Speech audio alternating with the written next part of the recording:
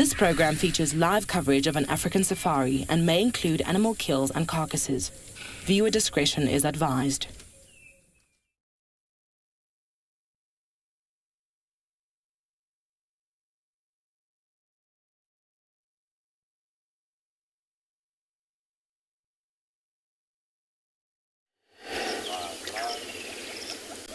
Good morning everybody. Welcome to cloudy weather here in Djuma Private Game Reserve, sitting here on the dam wall, Gari Dam. So welcome aboard to your very own safari through African bush.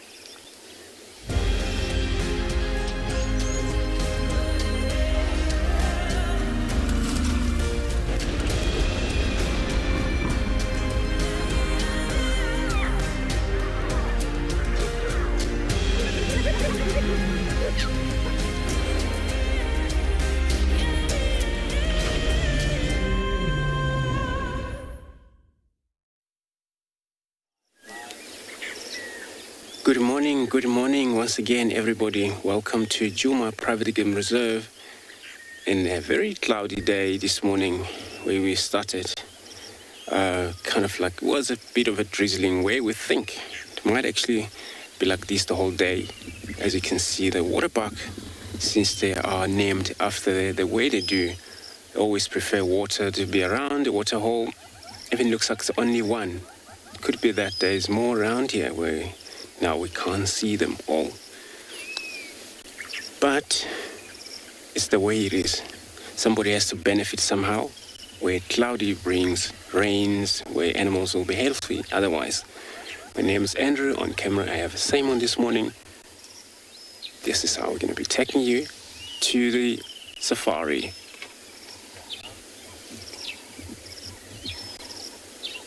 Indeed, it's a very quiet day though. Nobody actually out there yet, but we found out because our aim is to look if the pride of lions, since they crossed south yesterday or afternoon, and know if they ever come back north, because then the cloud died down a bit, or not a cloud but the wind, which was pushing them to move south all the time. The temperature of the day, 19 degrees Celsius and 66 Fahrenheit. But remember to talk to us. We're coming to you live from few locations from Africa. Under the age, you can still use kids' questions at WildEarth.tv. Also on Twitter, where hashtag WildEarth. Also on YouTube channel at FC and WildEarth.tv and Explorer. But also you can go to WildEarth, a website, and sign up. From there, then you go over to a live page. That's where you're going to submit your questions and comments. We would like to hear from you this morning as we're taking you live through this woodland.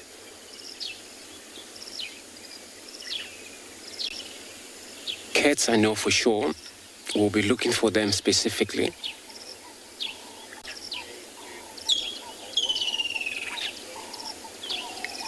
Paul, you're right. Cloudy day. It's actually awesome. That is, it's bringing a lot of change.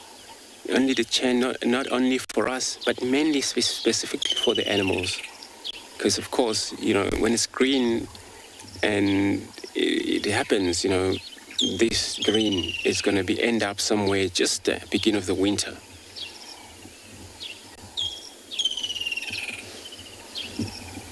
And that's where then from there, all the winter is going to take places, but everything is going to go very much browny, once the winter takes places, or colder sections.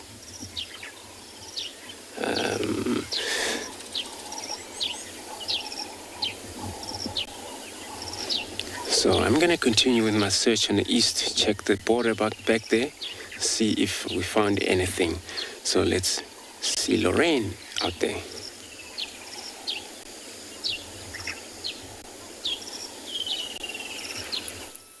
Good morning, everyone, and welcome to an active hyena den. slightly strange things going on. I will explain in just a moment. But my name is Lauren, and I do have Davy on camera once again. We have Heart here, suckling her too, which is normal. But at the entrance, that's not normal. It's either Tswazi or Ndebele. Turn around. Let me see your spot pattern. Just generally causing havoc at the entrance. Plugging, as we call it, putting their bottom there.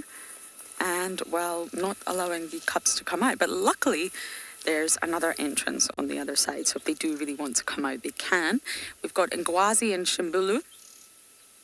Can't see Quirky's daughter. And no sign of June. Ah, it's Tswazi. Of course it was Tswazi. Why did I think otherwise? Of course it was Tswazi. Why did I think otherwise? He's obviously watched the adult females sit in the entrance like that and think that that's what he should do. But Tswazi, you don't have cubs. No. I know you play with them, but they're not yours. I don't know why he was sitting like that in the den. He's obviously very... See how tender that is between Heart and Tswazi? The new cub's out, Davy.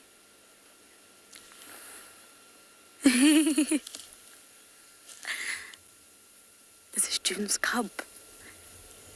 Being very, very brave because June is not here. Hello. Is this your first time seeing the cub, Dav? Isn't it sweet? So sweet. So sweet. I'm just repositioning because everybody's coming to say hello. Got to keep your eye on all these hyenas. Tswazi, hey, no. You are far too big to be doing stuff like that. No. My goodness. Tswazi has no boundaries. Now, Shimbulu's at the car as well.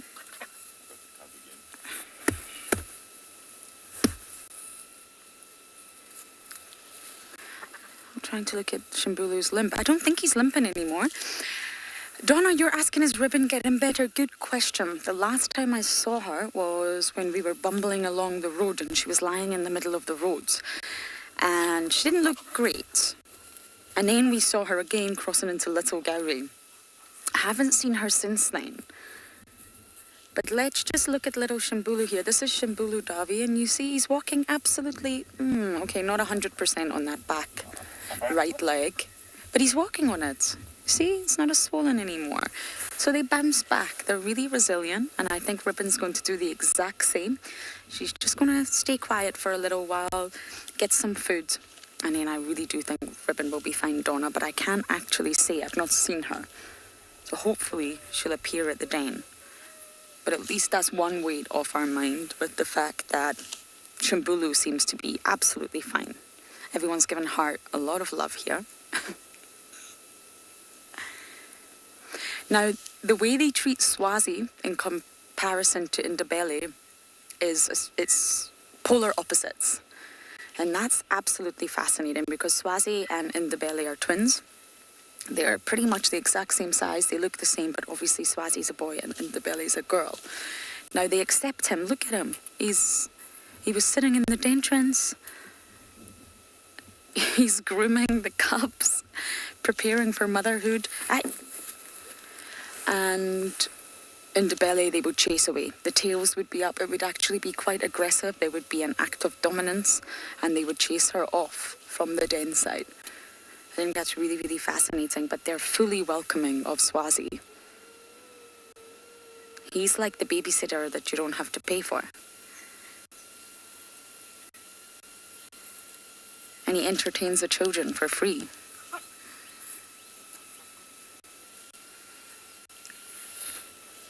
Courtney, I agree, he's such a character. I don't know why he was sitting in the entrance like that. I think he was trying to play with the little one. Oh, Courtney, he heard you. Look, he's doing a little pose for you. Yes, he's very much a character. Oh, there you go, Courtney.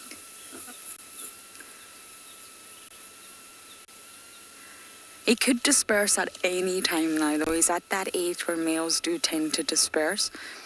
So he's obviously not. He's very much with his NATO clan. But he really could disperse to another clan at any moment. He could also decide to never disperse. But if he does, he would be in a very small percentage of males that don't disperse, that stay in their natal clan forever.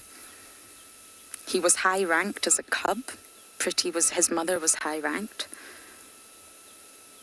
So I wonder, because he's male, if he's just sort of held on to that status. And all the females are very welcoming. They really rarely get angry at Swazi. I don't know why he's lying in that entrance lab. Maybe it's nice and warm.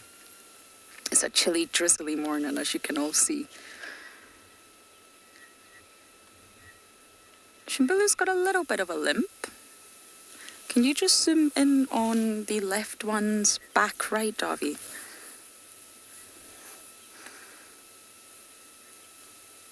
I think it's marginally swollen, but you're better, aren't you, Shimbulu? We still don't know what happened, but it was quite a severe limp. Very swollen. Nope, just because we're talking about you does not mean you come and eat my earpiece.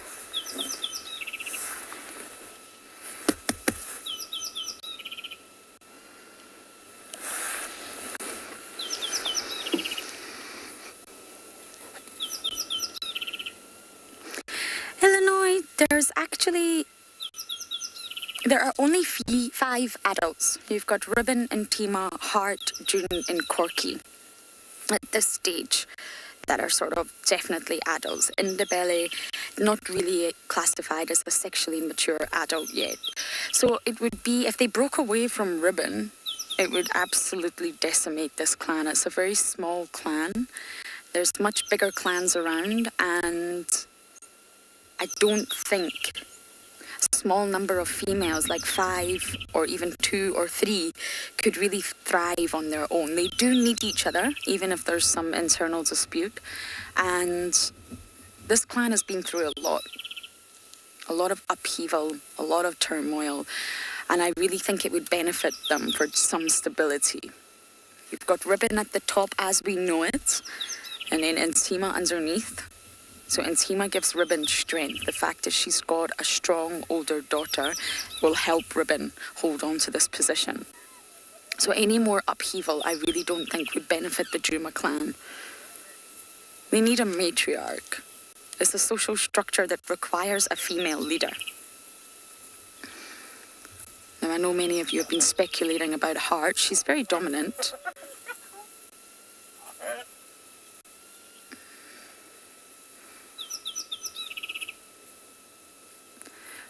But I think it would be impossible to say at this stage if there's been any change. Matriarchal overthrows are really not that common, or at least recorded in science or literature. Maybe they're more common than we realise, but I would be very surprised if there was another matriarchal sort of overthrow in the Djuma clan so soon after the other one.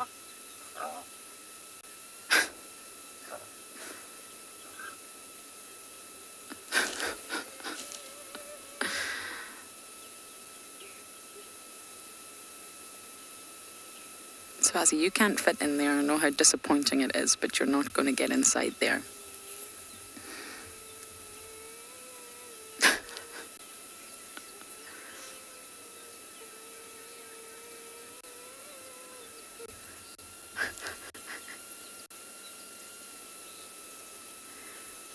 But yes, Ribbon's injury, we don't know how it happened. We don't know what happened. So at this stage, we're only speculating. Kerry, you're asking how many cubs are there in the Dane? Well, believe it or not, this tiny small mound, Davi and I were just talking about this. It's not large from the outside, but I think it's a bit like an iceberg when you can only see sort of 1/3 of it. It'll be much larger underneath, but there are 6. You've got Ribbons 2 that we can see right now, Shimbulu and Ngwazi. And then you've got Hearts 2 that you can also see right now, very sleepy with Mama Heart.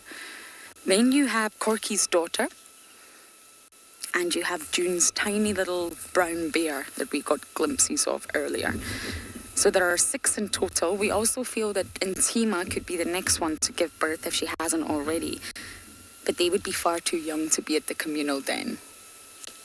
Look how boisterous they are. It's not that any other hyena would purposely hurt a cub. But if you look at Tswazi, he's big, he doesn't realize how big he is, he's boisterous, and he just wants to play. So he could end up doing a lot of damage to a very, very small cub without meaning it. So normally the small ones are kept in a natal den. But if Ntima really has given birth, there could be new additions in the next month or so. So there are 6 in this den, which just really blows my mind. They've been using this den for a long time, longer than I ever anticipated they would. This is Philemon's den number 3. Look at that little one. Tswazi is just obsessed with this little one.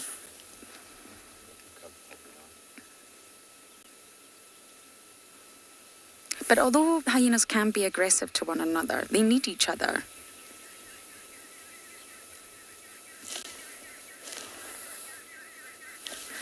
I didn't catch that name, but you're saying cute little thing popping up there. Flask. I think so. Flask. Hello. Yes, very cute, but it's getting brave. Normally when they're smaller, they only come out when they hear Mum calling. Mum will put her head in the entrance and make a really low call. And that's sort of telling the cub, come out, Mum's here. It's time for food. The milk bar's open. But this little one's getting very, very brave. And of course, as long as there's an adult here, both Hart and Tswazi are here. But Mom is not. So the communal den's really important for a hyena clan. It allows them to come and socialize. You can't have a complex social structure without any socialization. They have to socialize. Yes, there's a hierarchy, but as long as everyone maintains their position and respects each other, then the hierarchy will stay in place and everyone can just get along. So I'm going to continue to watch all the antics of this den, and hopefully we can stay here a little bit longer.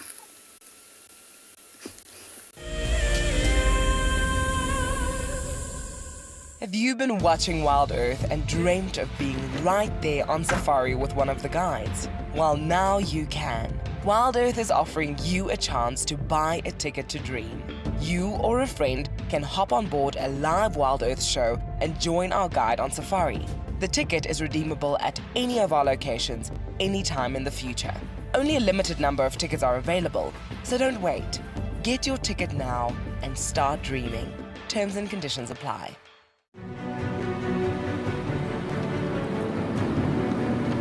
We've seen these ellies really chase wild dogs before to get into spot.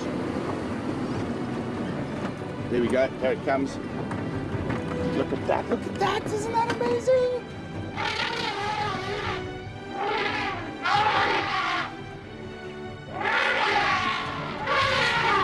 Expect the unexpected here on WildEarth daily.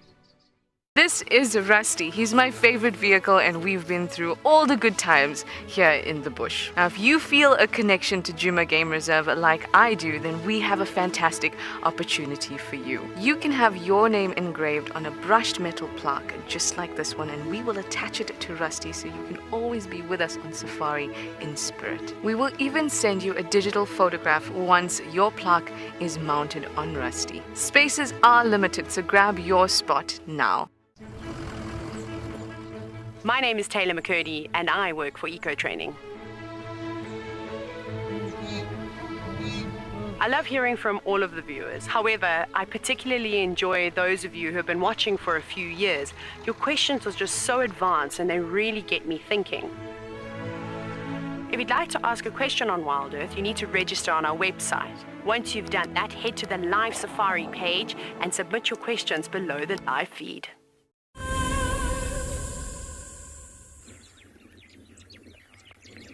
Well, a very good morning to everybody on this very chilly morning here at Tswalu. Only about 18 degrees this morning. That's about 65 degrees Fahrenheit. And a beautiful, beautiful morning it is. Good morning, everybody. My name is Carl and behind camera is Craig. Thank you so much for joining us on this wonderful and fantastic morning here on Tswalu Kalahari. We are moving south. We are heading to a pan just about 200 meters south off of our location now, and we are going to be looking for 2 male cheetah. We have heard a story yesterday where these cheetah cornered a female with her sub-adult cubs, or sub-adult offspring, and the persistence that males have through that period where we think she could be an estrus, they are very persistent. So we're going to try and find them this morning and hopefully find her in the mix of things, and hopefully we can have some very exciting wildlife behavior. And then along the lines, we're going to be looking for everything else as well. But those 2 cheetah would definitely be a very, very nice cherry on top of the cake for this morning. We had some beautiful rain yesterday afternoon. It rained from about 11 o'clock right through until about 8:30 last night. Just a constant drizzle which really soaks up into the soil. And the cloud cover allows that soil or that moisture to be retained within the soil itself for a bit longer, obviously eliminating evaporation. Just creates this beautiful, soft feeling for today.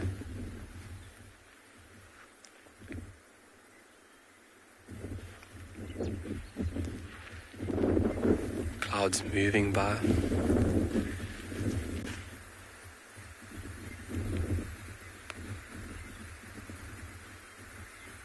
It's not too much of a dawn course this morning. Everybody's still a bit chilly, I think, still sleeping.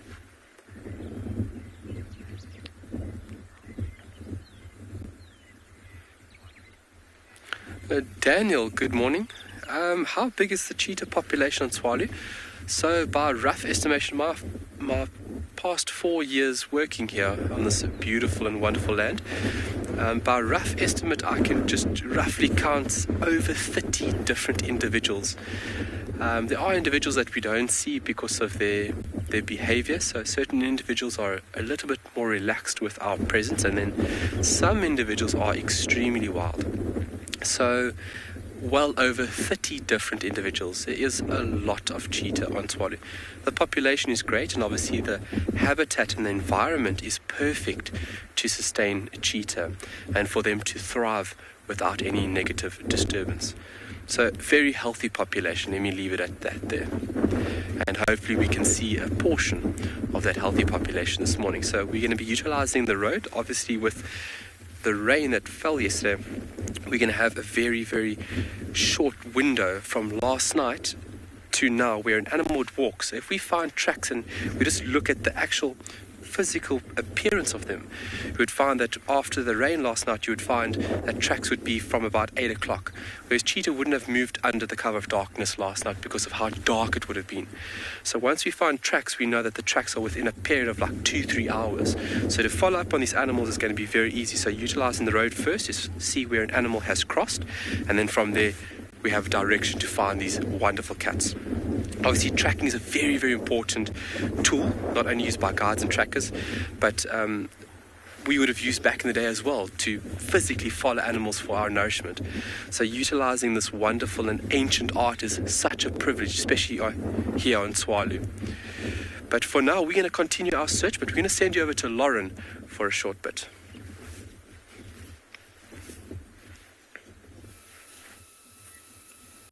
Good luck in your search, Kyle. Hart got a little bit annoyed at Swazi there. She stood up as if to say, right, okay, enough now. Her belly is so large. But see, they're having a lovely tender moment now. Oh, imagine the odour.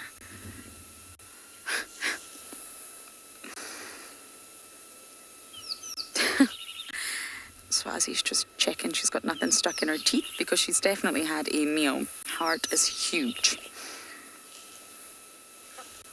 I wonder what she had last night. I wonder.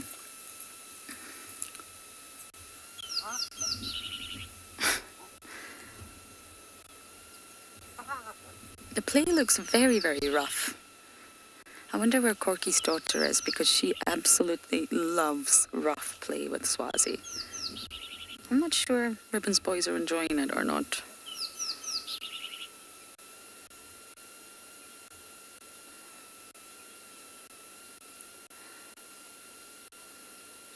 they're at that age where their bodies look extremely awkward.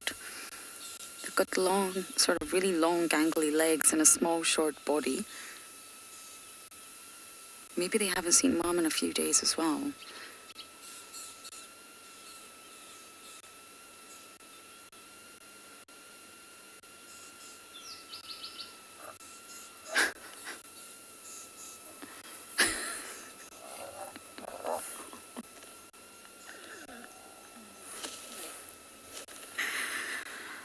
Oh, dearie me. What is he doing? He's just pushing his bum against... I think it's some Ngwazi there.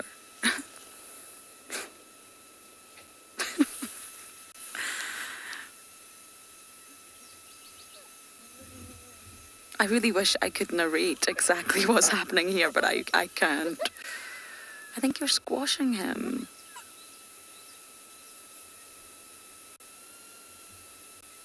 No, that was Shimbulu. This is Ngwazi coming around the corner to find out what's going on. You see what I mean about their awkward bodies? If you look at Ngwazi, it's very awkward. They're at that sort of teenage stage, if you like. They've definitely got the hyena shape, but it looks very awkward.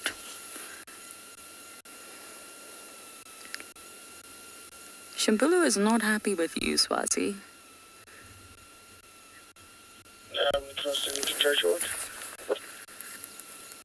Sorry, I'll turn my radio down.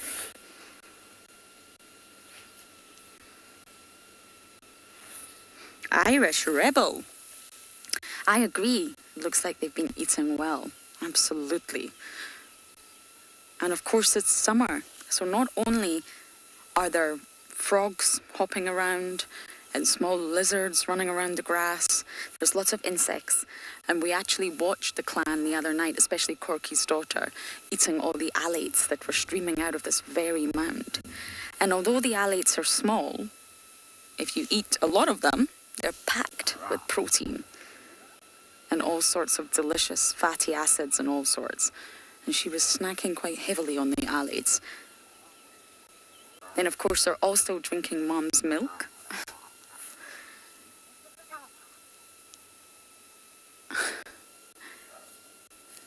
So all the cubs look very, very healthy.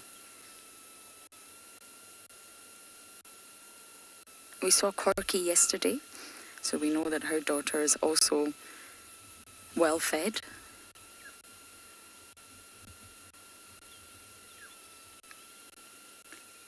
Tswazi, it's time to sleep now.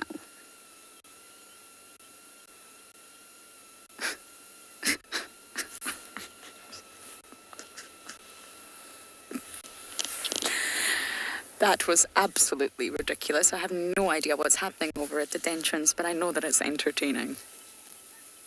That was utterly ridiculous, Tswazi. What are you doing?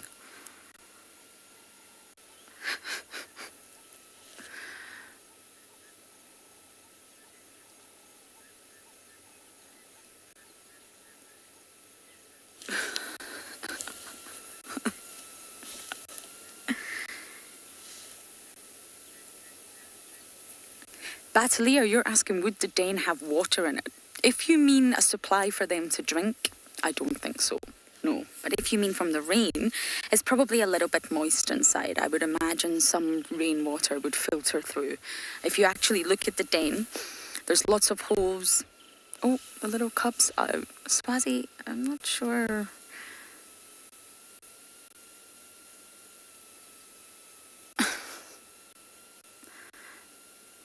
You need to be careful. You could get bitten. But yes, there's lots of holes. It's very porous. The walls are very porous anyway. That's how a termite mound is designed, to allow sort of circulation of air. There's lots of chimneys and tunnels. So I imagine some rainwater absolutely would filter through. But I don't think it would be a lot. I don't think there would be big puddles inside. Therefore, it could risk flooding. And I think this den is a lot deeper than we could ever imagine. And therefore, most likely, the moisture would just be absorbed by the soil. But I do think there would be a little bit water inside. And luckily there's lots of puddles and pans around. So we saw Hart take her pair, or Andrew did, on a little mission the other day, and I think it was just a little walk and to go and get water.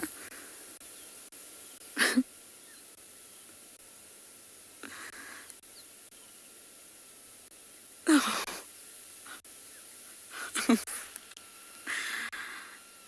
I think Swazi's practicing for when he has cubs.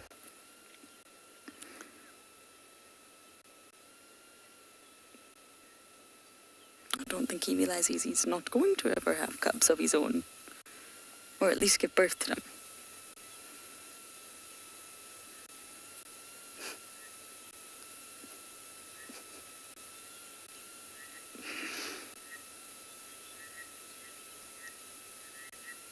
I think this little one just wants to come out and play.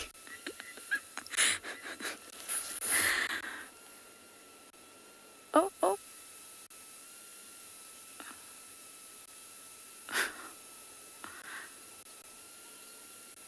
Imagine trying to come out and play and you've got Swazi to deal with.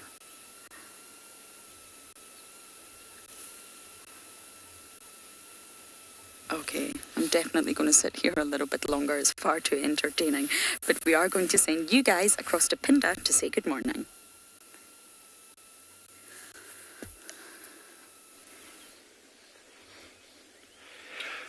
Good morning and welcome to andBeyond Phinda.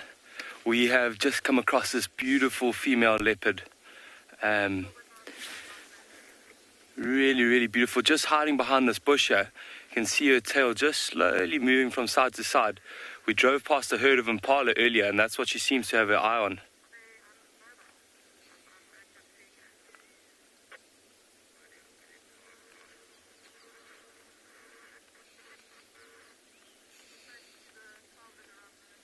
Really, really beautiful, really lucky. We've got some wonderful weather here this morning, nice and cool. So it's perfect weather for her to do a bit of hunting, to keep moving around a little bit, and keep quite active. My name's Pete, and behind the camera we have Odie. And this morning we're really fortunate to have come across this leopard. We were trying hard last night, and yeah, we finally come across her.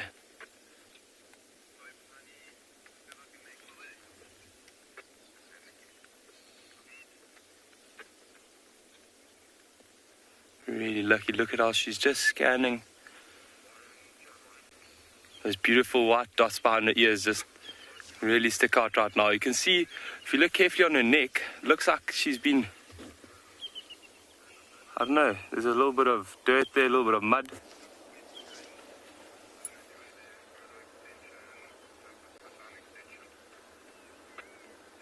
Really, really lucky. Look how she's carefully just sitting there watching. Yeah, thanks, Janet. She is beautiful. You can see she's just got that deep stare. And look, while she looks back at us, you can see those beautiful eyes as well.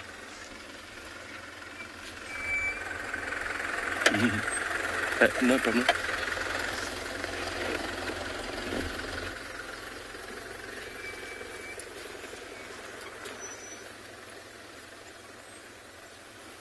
Look at those shoulder blades. If you look at her stomach as well, that are just in front of her back legs, she looks like, yeah, she hasn't eaten in a while, and she could definitely do with a meal.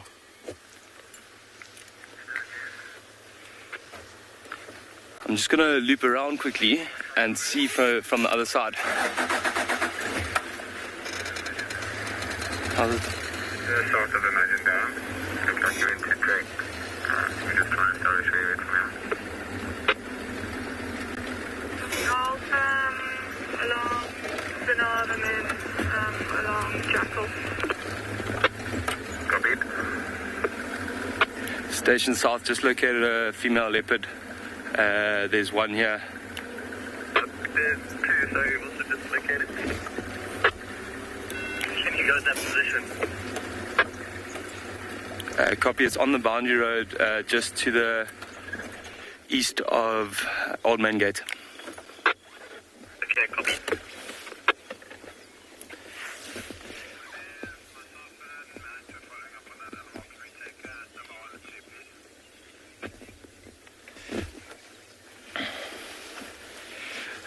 AC, that's a good question. Just looking at her now, it looks like the Nyoni female. I'll get a better look as soon as we loop around. She seems to have just gone behind the bush again and crossing over the road, so we're just going to follow her around.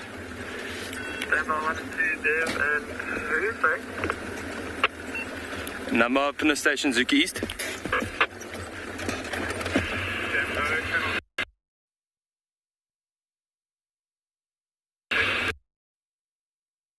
As a first, Brendan as a second. You can see she's just moving now slowly through this bush here. Slowly making her way through. It's getting quite thick. I'm just gonna, might be able to see her just slowly moving. Okay, so we're gonna try and stick with her, and we're gonna send you over to Andrew, who's also got a leopard.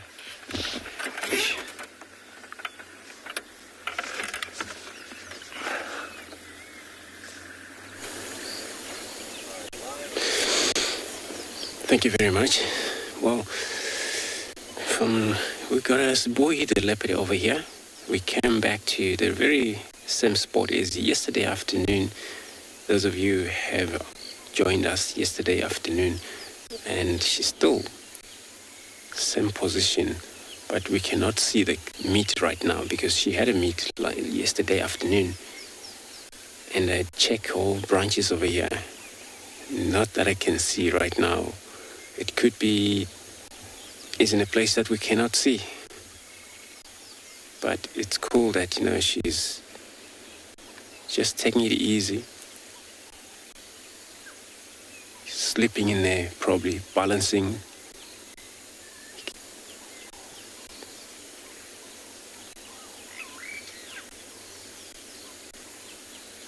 So we have to come far southeast for this sighting over here.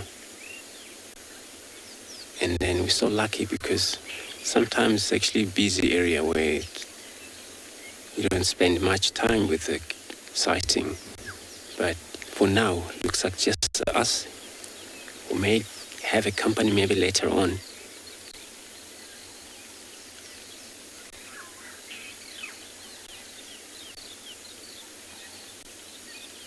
So it happens maybe there's a little bit of a leftover, and then if it's that the case, then she will stick around until everything is done, finished, and then she will move off.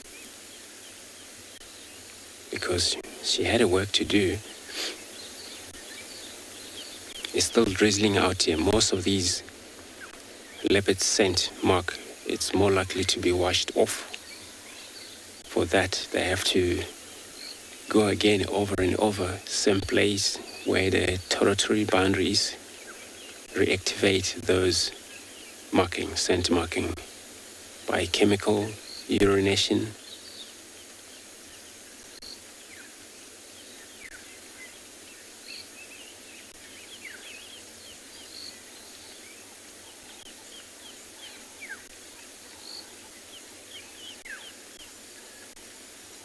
So peaceful.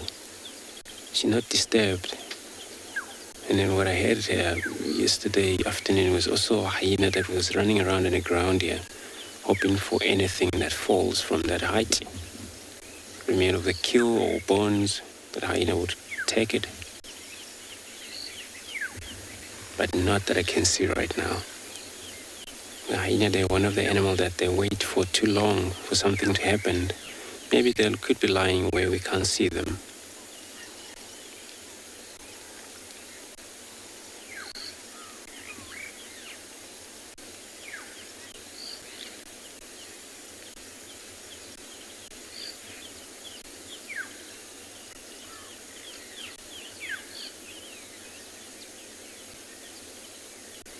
So again, this is Amarula Trees, which are always loved by leopards, specifically for the reason that it's so easy for them to carry their prey up in these trees very quickly when they do that, because the bark itself is very soft. They were able to use these very sharpening claws as they climb up, hold up and straight up there very quickly, and they host their prey up in these trees, and they'll spend time feeding on it, coming down for drinks, always get up there.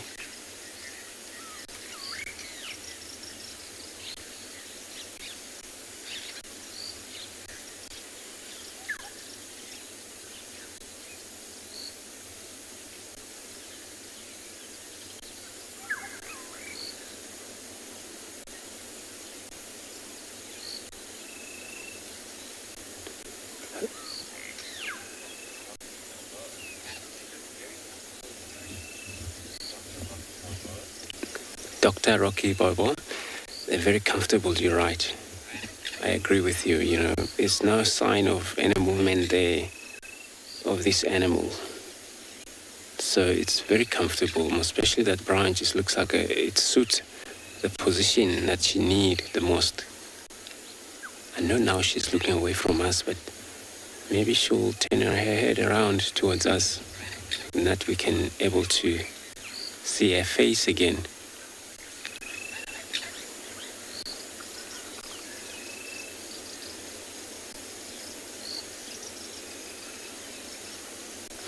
All this success that happened, because this kill, I think it's been here for probably 2 days, and this is when, day before yesterday, when the rain started to pour down and it was kind of windy, picking up too much, and they had a lot of chances for, as a cat, leopard, also lion, when they have opportunity to kill, and this is when they need, when it's windy, they don't need to waste a lot of energy, crawling close to the prey species. They can just run into that area because bush is making so much of noises. Animal species, they confuse. They won't listen or even hear the footstep of this animal, or they hardly actually hear footstep for leopard actually.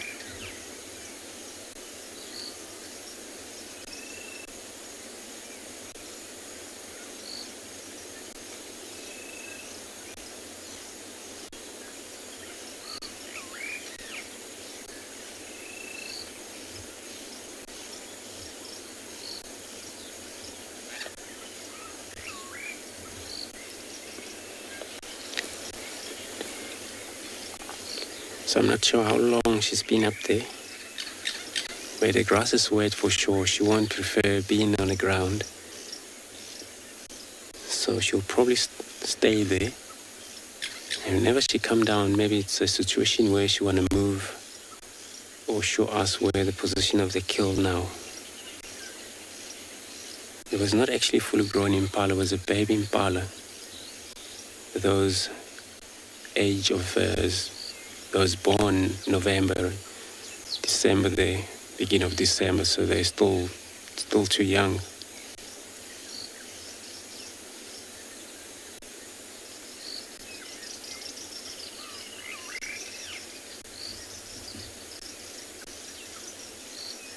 And the leopard loves so much of these baby because the meat is soft. They're very soft. Can go through the skin, so they pluck fur off before the feed, and the soft bone will be taken, more likely finding nothing left. If it's still a tiny baby thing, hoofs will be chowed as well.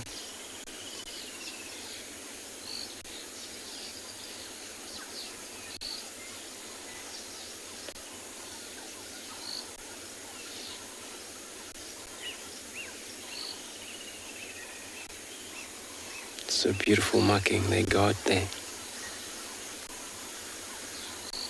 And the whole beautiful tail that is hanging.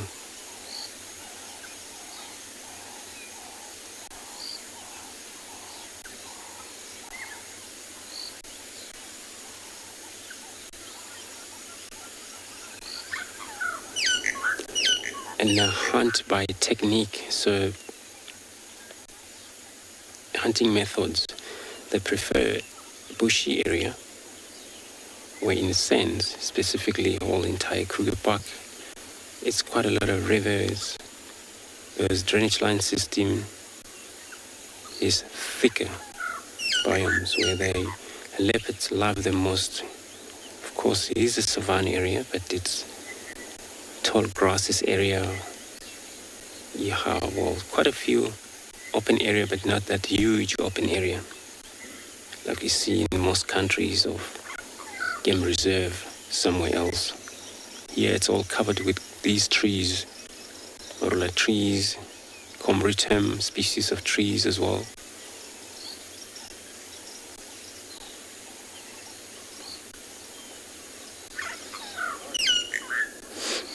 So I'm gonna stay put here. Hopefully she'll look at us. I'm gonna be sending you over to Lauren.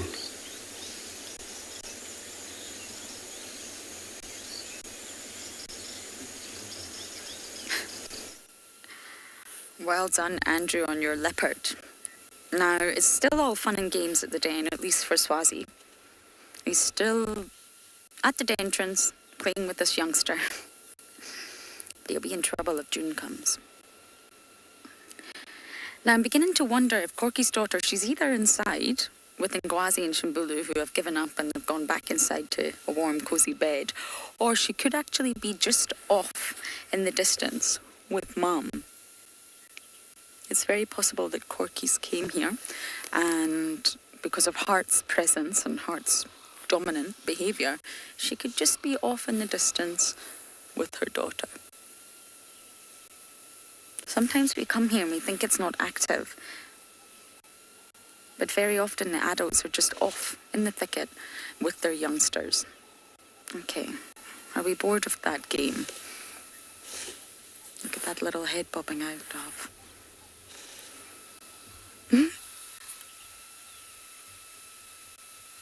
Was that fun for you?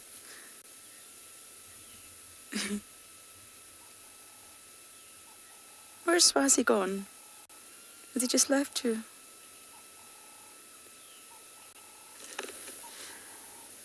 Oh, no, we're going back inside. It's far too dangerous outside. And Swazi's now going to annoy the others. No one wants to play this morning.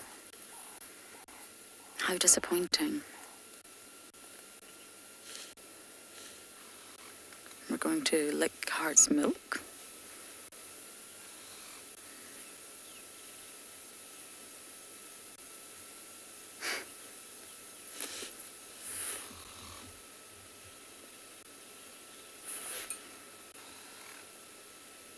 Not sure. Not sure. Love it. It's a tricky question. Nothing like wild dogs. Really, wild dogs are absolutely stunning creatures, but their smell is one of the strongest smells that I can identify out here in the bush. It's very, very strong urine smell. Hyenas, I don't know if Davy will agree with me, probably not, but I think it's quite a gentle smell. The cubs smell very milky, mixed in with a little bit of a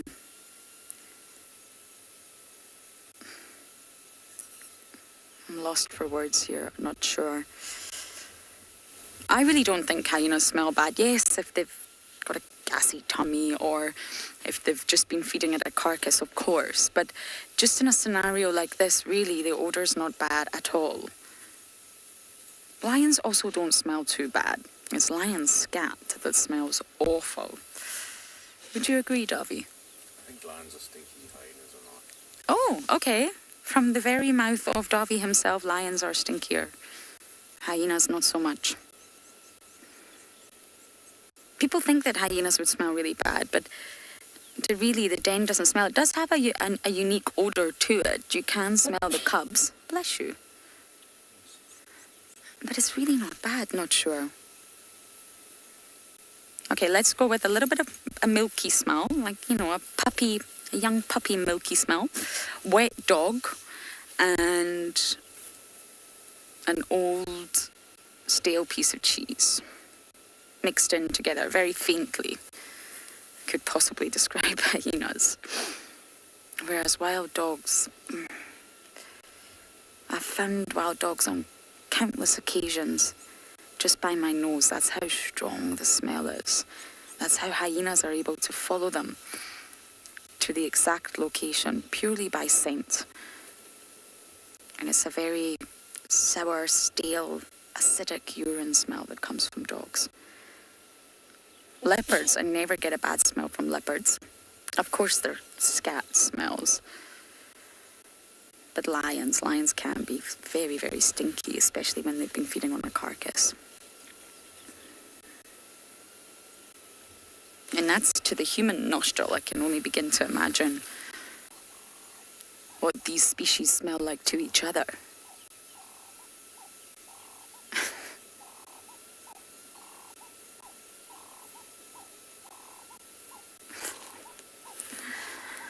Swazi, you really need to sleep.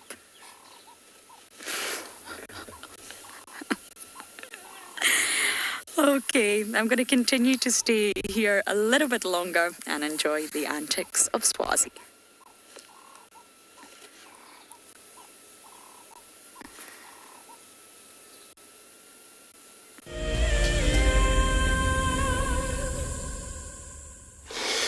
Thank you very much, Lauren. So, we're still here. Now we're just trying to reposition to take another angle here. And we just discovered that there's still a little bit of skin hanging in there. And not much that left for sure. So you're probably going to finish it by midday, looks like it.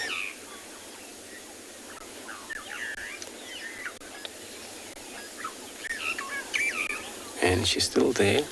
This is where she was always facing. That's why we couldn't see her face, because she was always looking western side direction, where we were on the eastern side. There's already one vehicle that joined us.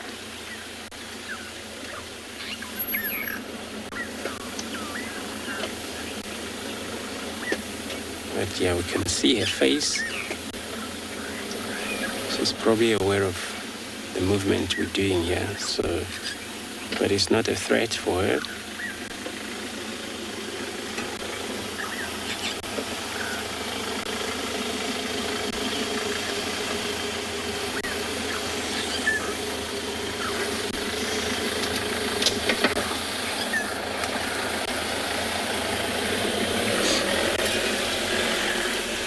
So she's probably gonna go anytime in that little bit of skin that is hanging and finish it off. And whether it's midday, I don't know when last she actually ate there. But I'm sure we'll find out while we're still around. And just gonna take time here, see if she ever go feed while we're around.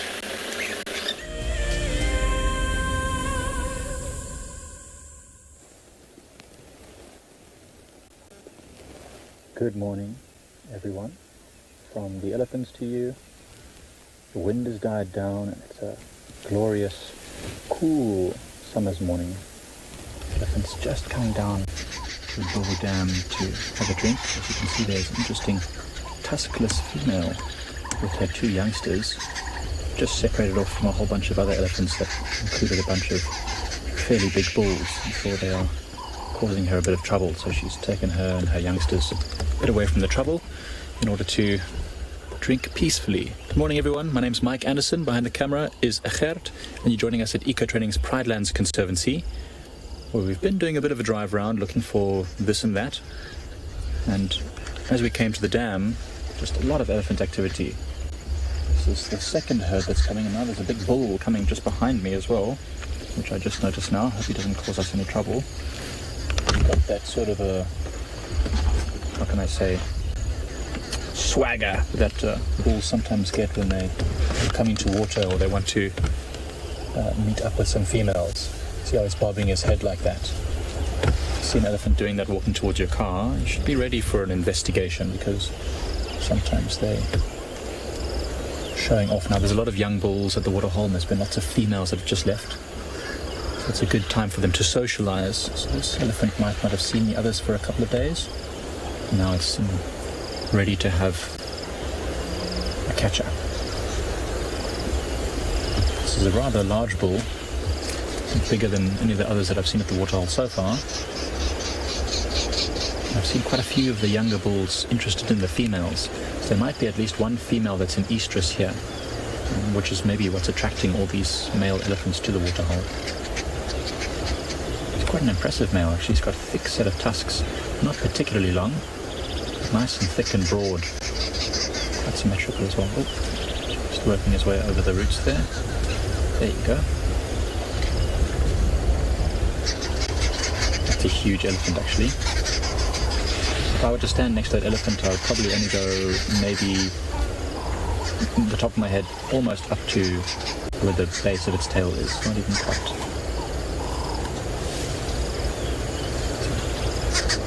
Big elephant. Pretty impressive. Sprightly for such a big guy. Went up that wall like it was nothing. Heading straight towards that female and her two youngsters. This could get interesting. I wonder how those youngsters will react when they see this bigger elephant walking quickly towards them. Especially now that I can't see the mother. I think she's actually gone down the other side of the earthen mound there.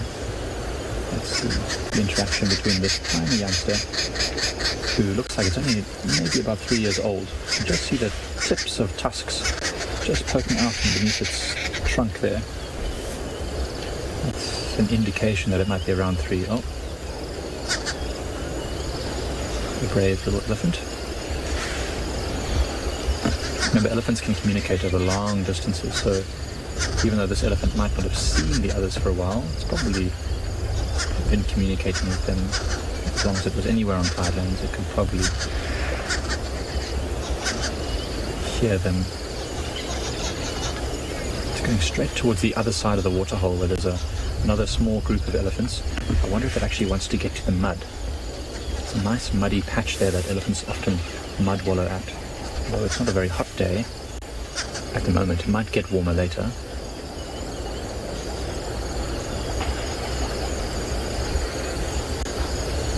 And there where it's walking right now is a very dusty patch. After a good swim in a mud wallow, elephants will often go there to dust bathe. Just to throw nice loose dust on their body, which helps them to dry that outer layer of mud, encasing any parasites. They can now scratch against the tree to loosen any dead skin. It's a full spot treatment. Oh, the baby on the wall now is deciding to have a bit of a sleep. What is going on there? So these two youngsters, one of them was lying down. I don't know if it just slipped over or what it was doing. Oh, this one's about to do some yoga. I think they call that sun worship. Oh, that's so cute.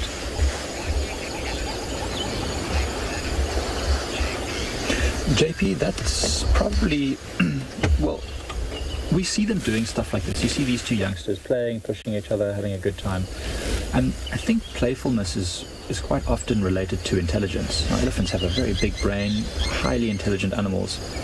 And so they need stimulation constantly. It's not enough to simply go through the motions, instinctively eating and drinking. They need to be stimulated, so they communicate a lot over long distances, and they have to touch and feel and smell each other. And then young animals of many species are very playful, getting bursts of energy and wanting to run around. And they're social animals as well, so the more social animal, the more playful they usually are.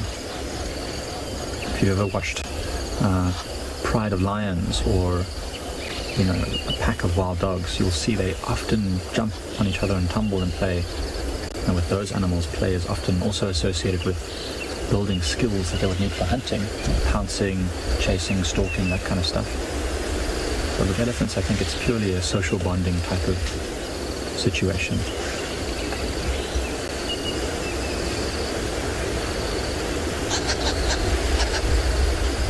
Watch this another young elephant now pressing its head, heading towards those two youngsters, but pressing its head against a leadwood. I wondered if it was maybe going to have a bit of a scratch, but it seems to have stopped. Now, we've seen a lot of elephants coming to the waterhole, especially when it was very, very hot, and pressing their foreheads against the trees around here. And I spoke to a friend of mine who's a vet, and she said that is quite often the case if they've got a headache. Animals pressing their heads against objects, trying to soothe their head. Watch this one as it climbs over that fallen log. A little bit awkward, a bit stuck. No, all good. This is not a very big elephant, so to step over that log, it's not so easy. It's a bit of a process, but it's made it. It's quite a cold morning, and the last couple of days have been quite cold, so I'm sure the water temperature is also starting to dip. So not particularly pleasant for them to go in the water. Maybe. Oh, it's. Look at that! Having a good old scratch on the earthen wall. I think there's probably easier ways to do that, but that'll work. Actually looks. Yeah, that'll do. Satisfied. Let's see now, are they going to go in the water itself? No, just going to have a bit of a drink. That's so interesting. It walked all the way over that log just to scratch on that one bit of dirt and then climb back over the log. Yeah, perhaps not so intelligent after all. Kidding. They're definitely the most intelligent of all the African animals, except maybe baboons and some of the primates in Central West Africa.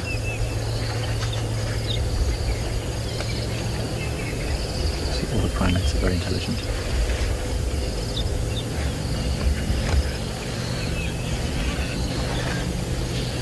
So we're going to sit around here and just wait to see if other elephants turn up and watch what this small family does.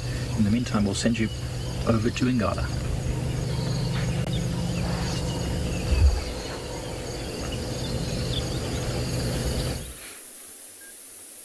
So a warm welcome to a beautiful day here at andBeyond Ngala. And this morning we had a few millimeters of rain, and after it cleared off, we set to come back to this leopard we had last night, and we were able to find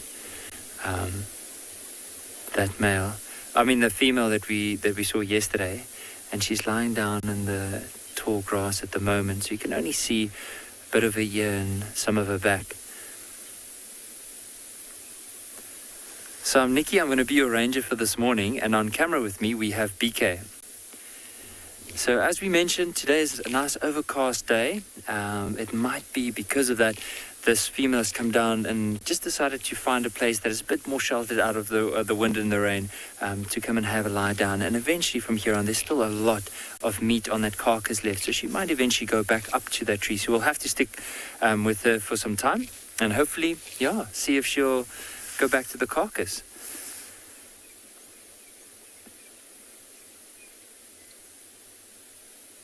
Earlier on, I just saw her lifting her head, and it might be because there was some movement. There's some francolins moving in the grass, and she's probably just hearing the movement in the grass.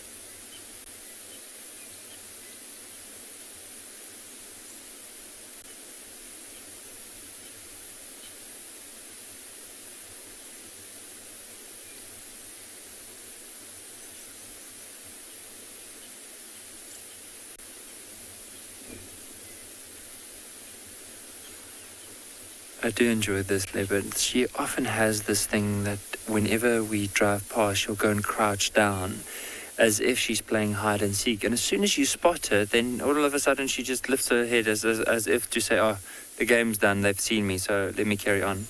Even driving around and seeing the carcass, seeing her moving, and as we drove around to try and see if we can get another view of her, she just crouched down, like as low as she possibly could so that we didn't see her. As soon as we spotted her, she lifted her head, and now you can see she's very relaxed. So it's a very interesting individual. But beautiful, beautiful leopard. I love it in the winter time. Often it's so hard to spot them because the grass is the same color as the coat. But now look at how it's contrasting with the green around her. So it's slightly easier to spot her. If she lies down like this, it's hard, of course, but when she keeps her head up, it's easier to see. But you can see how difficult that is, even with the contrast of green around her. You might hear quite a few birds around. I just wanted to be quiet for 10 seconds, and then I just wanted to point out some of the bird calls we are hearing.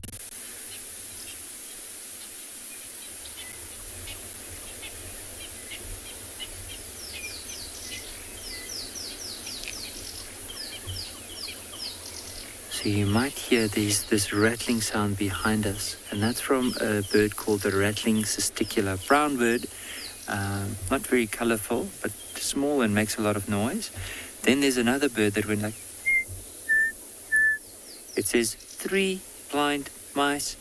It's a chin spot batis. And then in the distance, you can hear some crested franklin, and then a yellow bull hornbill that's calling.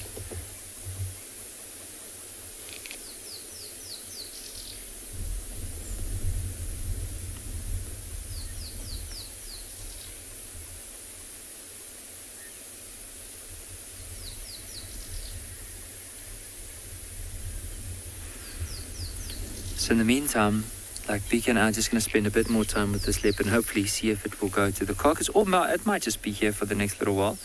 But apparently there's some lions at Phinda, so let's go and have a look.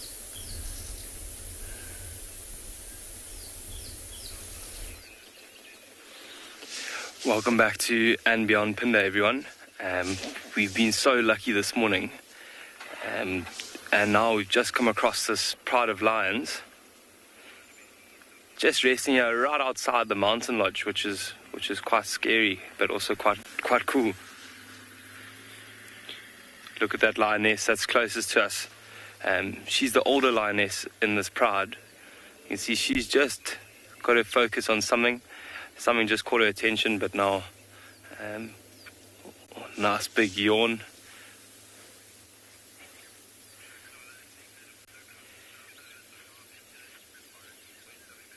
If you look at her belly, it's not quite as full as the cub's belly, so I would imagine possibly they caught something small last night, and the lionesses would have let the cubs just feed before they did. So I'm sure if they did come across anything this morning, while it's still quite cool, they might try their luck. It is quite a good area for Ngala. It's quite a thick area, but they are looking quite restful at the moment. I'm not too sure where that lioness just moved off to. She might have just gone and lay down away from the cubs a bit.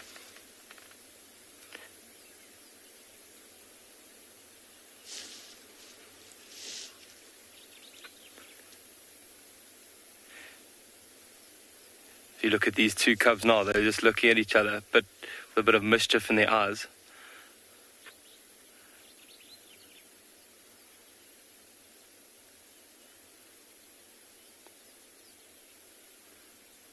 Maybe the one to the left has just spotted a little crested guinea fowl or something. We heard them calling earlier. But whatever it was, it's lost his attention now.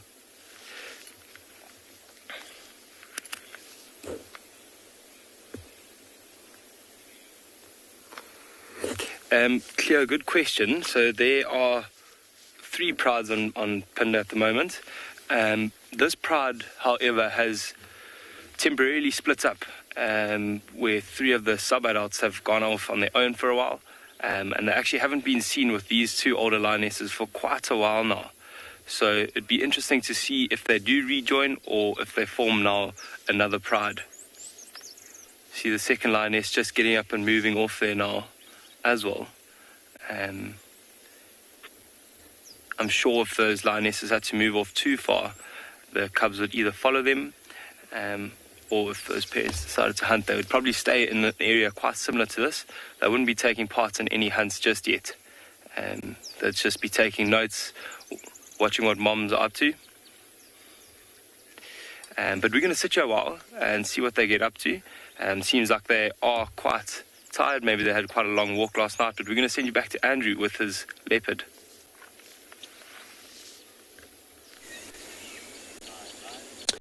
Thanks, mate. Now we got a present of a hyena that have come to this position, and it's looking up in this carcass over there. But a hyena that cannot climb trees, so it's all okay. She don't even bother actually about that hyena because the meat is up in trees right now. It's all safe. It's hanging comfortably. And there's no chance it's going to fall down. Unless if it's get disturbed. If she's going to forget about that meat right now, she move away. Presence of only eagles, those butterlet eagles, tawny eagles, if they ever spot that, they'll probably going to feed and not remain.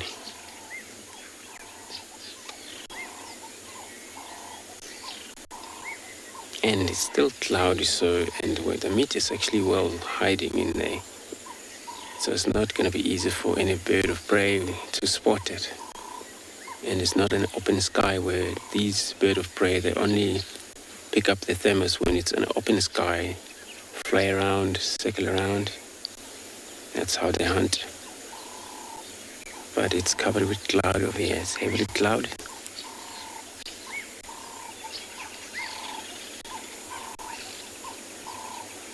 Only greater condition for cats most.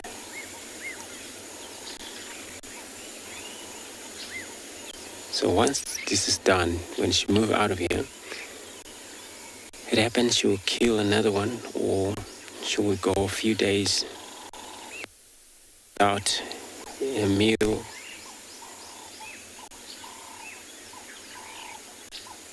Until she get a proper kill, maybe in a few days later on, or could be very quick, depend on where she goes and how lucky she are.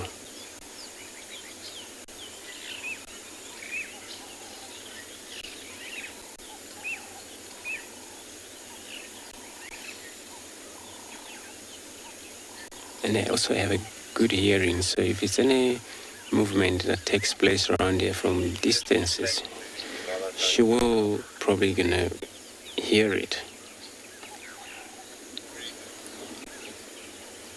And she will be looking for it, look around. She will be worried so much if lions get into this position because they can climb trees as well. So what she could do, she would maybe climb up higher to these very prehensile, thin branches to the top where lions cannot get up further than that.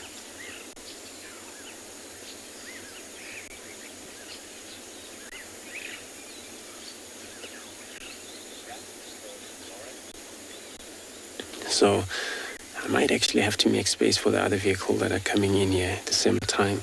But let me send you over to Lauren.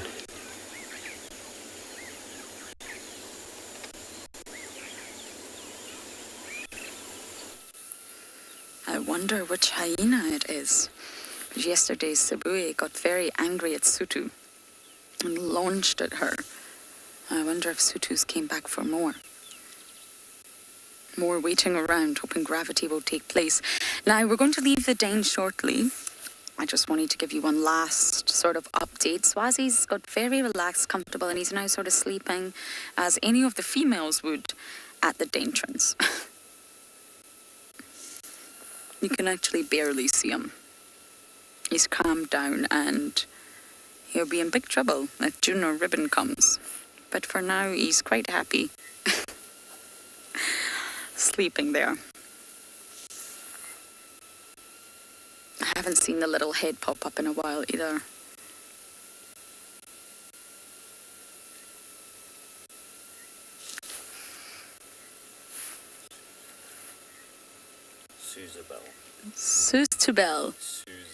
Susabel. Yeah. There we go. We got there. Susabel is just a general sort of guiding practice across the board. That when there's young cubs, I really personally feel that Ngwazi and Shimbulu would be absolutely fine to spend time with. They are sort of 9 months old now. But there's a very small little cub in there, that one that belongs to June, and it's very, very young. And what practice you don't want to bring about is that when the vehicle's there, or here, you don't want to encourage small little cubs like that to come out, because they're very habituated, they're used to seeing the vehicle, and then be at risk, be vulnerable from predators. At least when there's an adult here, like Hart or even Swazi, they're sort of on guard for any threat nearby. Tiny little hyena cubs would be perfect pickings for leopards. I watched Shadulu a few months ago come and stalk the cubs. We were following Shadulu and we just happened to go past his den and there was no adult. She absolutely would go for them, just as any predator would go for any of the offspring of each other. I believe a lion killed one of Imani's cubs up in the Masai Mara recently, which is really sad. And the adults are here to protect. Now, the older cubs have they understand as soon as there's a noise or a smell or something they don't know, there's a little bit of a threat approaching, they run inside the den. But for a cub that's as small as June's little one, it probably hasn't learned those things yet. And it would come out of the den and there could be a predator lurking by. The vehicles don't want to encourage that or be responsible for that. So it's just a sort of good general guiding practice across the board. When there's very small young cubs, not to spend time here, not to encourage them to come out when there's not an adult. It's the same for leopards and lions, wild dog puppies. But I do think, Shimbulu and Ngwazi, they're old enough now to spend time here. But it's just the fact that there's cubs of all ages here. Even Corky's daughter is still quite young. But when there's an adult, at least they're protected. The adults will chase away the threat or be on guard.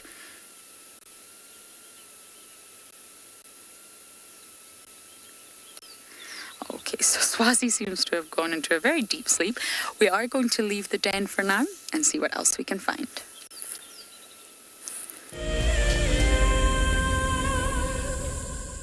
There's a grounding earthiness to this place that we feel in our ancestors. It's a place where, believe it or not, we evolved as a human species, and anyone who's come to Africa will understand that. The connectivity that the continent has to the person and to people's souls is next level. I'm thoroughly looking forward to taking you on your next adventure when we explore all the small and big things. Catch up with the guides daily here on WildEarth. An ever-increasing part of the global population is losing its connection with nature. WildEarth is here to reduce people's stress and anxiety, allowing you to escape into nature even just for a few hours a day. However, WildEarth is expensive to run, and we need help from you to keep this ship going. WildEarth Explorers gives you the opportunity to be part of a program that supports the sharing of nature with the world. My name is James Hendry, and I work here at Djuma Private Game Reserve in the Sabi sands on the western fringes of the Greater Kruger National Park. My favorite part of getting questions from viewers is that we get to have long and varied discussions about all sorts of different aspects of nature. Because our audience comes from all over the world, it's very special to have different perspectives from everywhere. If you want to submit a question on WildEarth, you need to register on our website. Once registered, go to the Live Safari page and submit your question beneath the live feed. Have you been watching WildEarth and dreamt of being right there on safari with one of the guides? Well, now you can. WildEarth is offering you a chance to buy a ticket to dream. You or a friend can hop on board a live WildEarth show and join our guide on safari. The ticket is redeemable at any of our locations, anytime in the future. Only a limited number of tickets are available, so don't wait. Get your ticket now and start dreaming. Terms and conditions apply.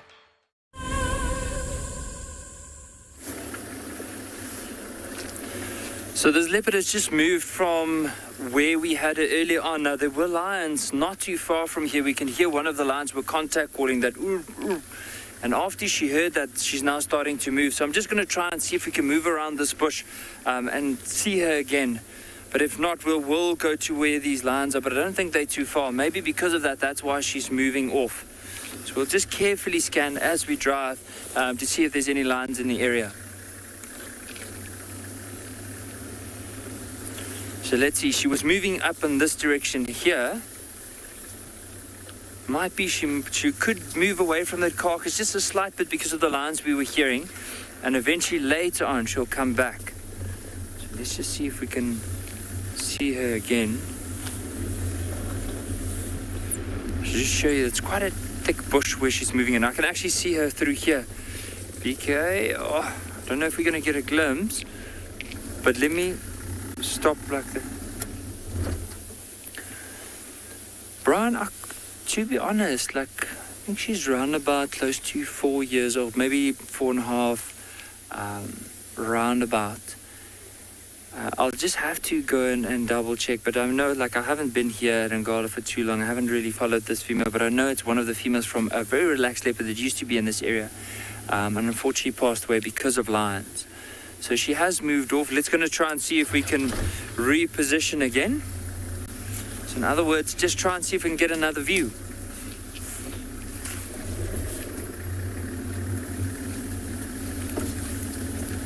So hold on.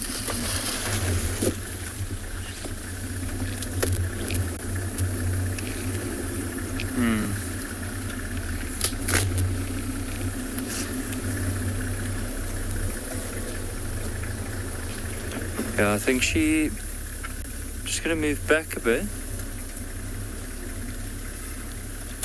It's really hard to see because she has moved into quite a dense area off to the right here, and we can't really see her. So what I might do is I'm going to go slightly forward. But in the meantime, while we're going to try and see if we can giraffe.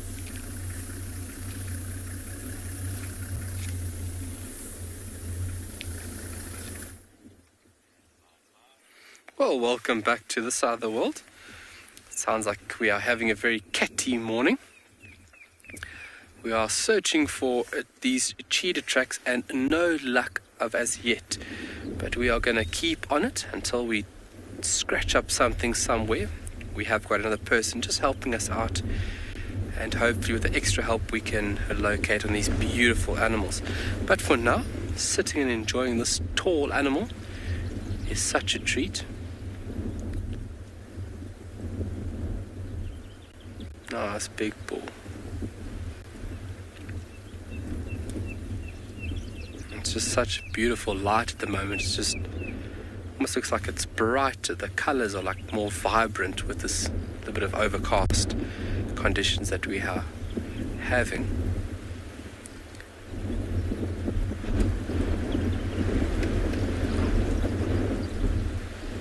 Beautiful. Look at that.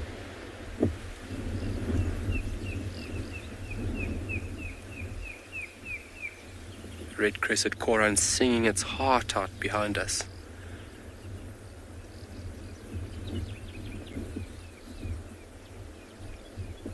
So if you look at the terminology giraffe, it actually stems from another word, but the word translates one which moves gracefully. And you can see the movements as it was just ambling along there. It is just so elegant in its movements. Almost seems effortless in its own form.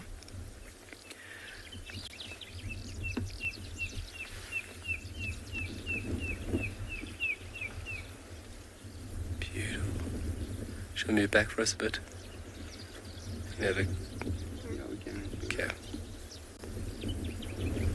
Very mature bull. You can see he's been through a few fights. You'll take a look on almost his shoulder section. He's got quite a large, it almost looks like calloused piece of skin. Would have been from a heavy blow from an opponent, or it could have been from a tree, but a tree would be a tear. It would be more of a jagged pattern. That's a bit of a blow from a fight somewhere along the line.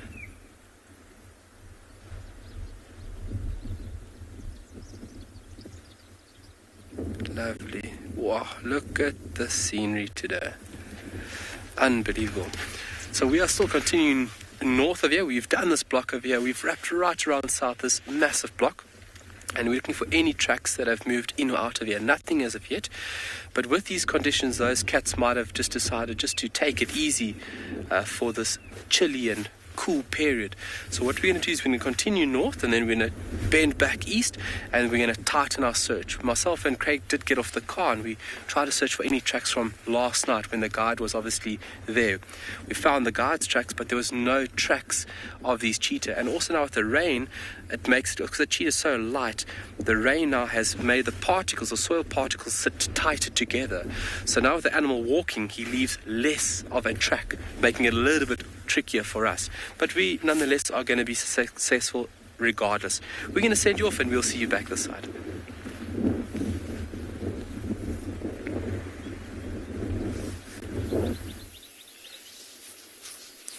Welcome back, everyone. We're still just sitting here with this pride of lions. You can see two of the lionesses have now moved into the bush just behind where these cubs are. The sun is starting to just protrude through the clouds now. So it is warming up slightly. You can see lazy lions. But look at that beautiful yawn there. I'm sure maybe the cub will go back towards where the parents are.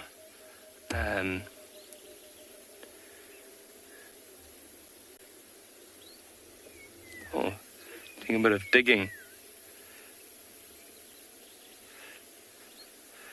Yeah, that's quite amazing. So just scraped away the top layer of soil, and now just urinating right there. I wonder if he'll cover it up again. Little flick of sand, but not really, it just moved off. That's quite interesting to see. Bit of affection for mom there. We've been watching that older lioness there on the left. She's been staring up at the tree. Something's got her attention there. I wonder if there might be a snake or a little bird that's flicking around inside there. It's lost her attention now. But I love how inquisitive lions are. Anything can get their attention, and they might try and figure out exactly what it is. But just as quick as they gain that attention, they can lose it as well and just go back to resting.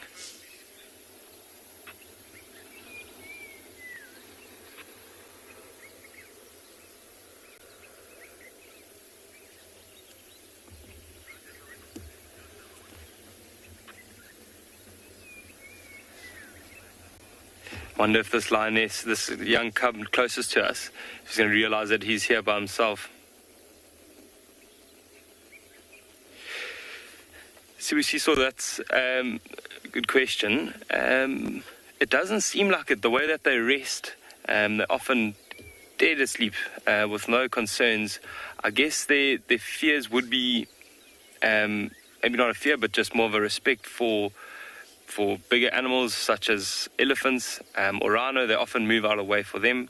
And of course, when these lionesses have young cubs, they obviously are concerned for the safety of their cubs, so they'll try and keep away from male lions that aren't the father of their cubs, and also, of course, other predators or other prides of lions.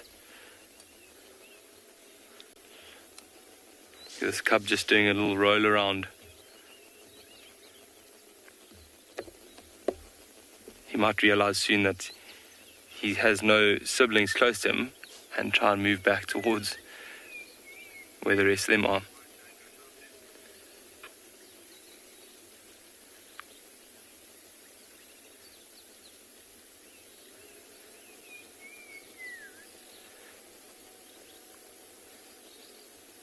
There's beautiful spots on the side of his body, just slowly starting to fade as he's increasing with age.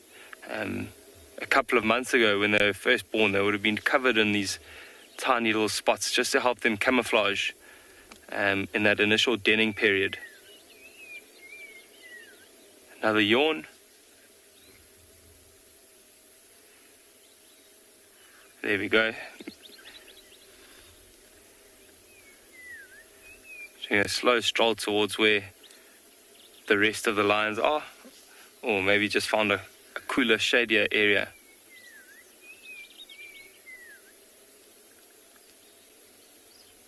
See that lioness in the background now as well? She's still looking up into that tree, trying to figure out what exactly is making all the fuss. I heard earlier you guys were looking at a rattling testicular. They often do annoy the lions a little bit. They might sit in the tree and just alarm call at them and try and get them away. And often it works. Often the lions will be so irritated by all the noise that they'll move off maybe to another thicket or another bush.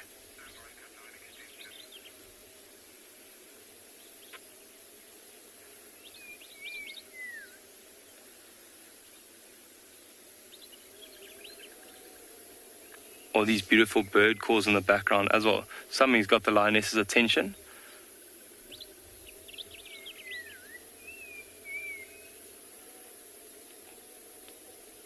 Perhaps they heard an alarm call, or they got the sense of an animal. Look at how that behavior has changed quite drastically. The younger lioness is going to just have a look at what's exactly made the noise.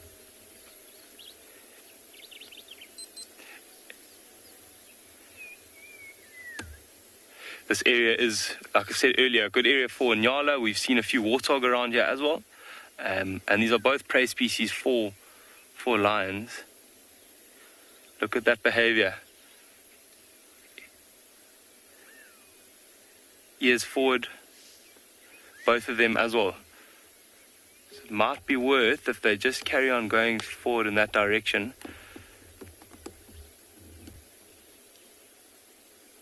See how that lioness now at the front is just creeping forward.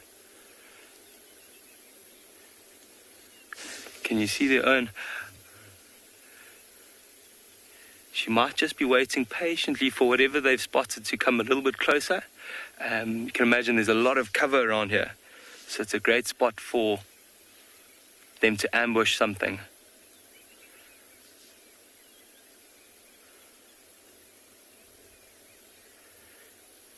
So lions are very patient hunters, and they're not going to just run at something that they know there isn't a good chance of catching. They've got quite a good ability to tell whether it's worth putting in the effort and using that bit of energy.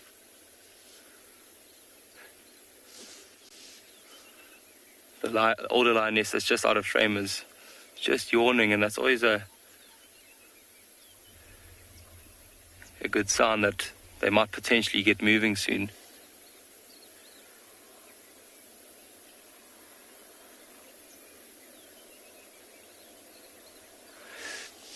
As the clouds start to cover where the sun was pushing through again, it's starting to cool down quite nicely.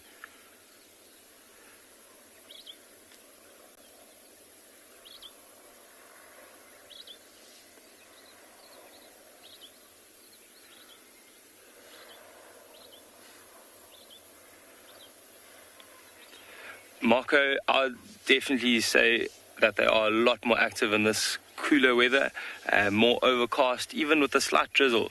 Is really perfect for them to keep quite active. They do tend to be obviously more nocturnal, but in these early hours of the morning, especially with this overcast weather, this is when we often see them most active. See that lioness that we initially thought was quite interesting, something she seems to have lost his attention. Whatever it was might have just moved off and just not been worth further investigation.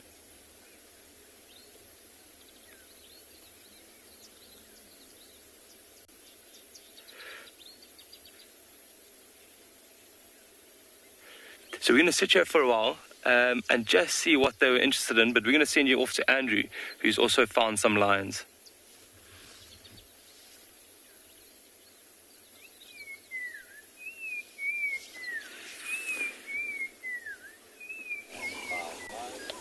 Thanks, Pete. You know, it's about the same here. It's true about lions being in a nocturnal, and also they can move during the day when it's cooler. Of course, moving for them in such a very warm warm weathers, hot days, a lot of a loss of their energy. But here, with this cloud that take place is what we see here. We get a Dalamati pride that we mentioned that we're going to go follow up on them since they crossed yesterday afternoon to the south. And then now they're on their way back north. But they're lying right on the border right now. So if they move from here, we're not sure when they're going to move. We're still in the far east border with the southern border and the north. So they came from direction of a Cheetah airstrip. That's where they were seen. Probably they were far from then. It's one of a young male. Looks like a 3 young male in his pride. These they were actually born in his pride, and they are offspring for a Voca male. Where he's not here, the guys have discovered that. And then he was actually heard calling far south still, so he actually separated right now.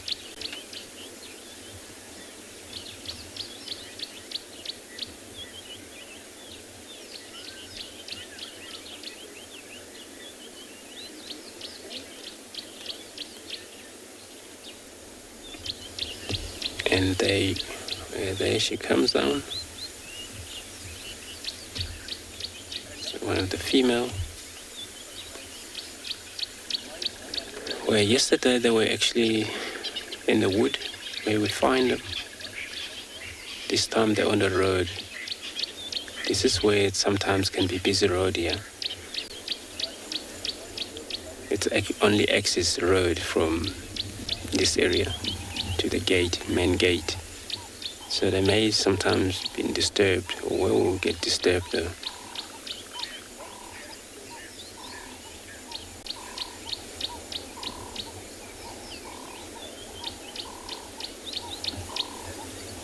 And to me it looks like they time is still the same as yesterday. Maybe they didn't kill anything, which all the wind and the rain that they had, it's all gone wasted. For them, they didn't actually get any success hunting, killing, or they did hunting it for sure, all the way from the north and this far south.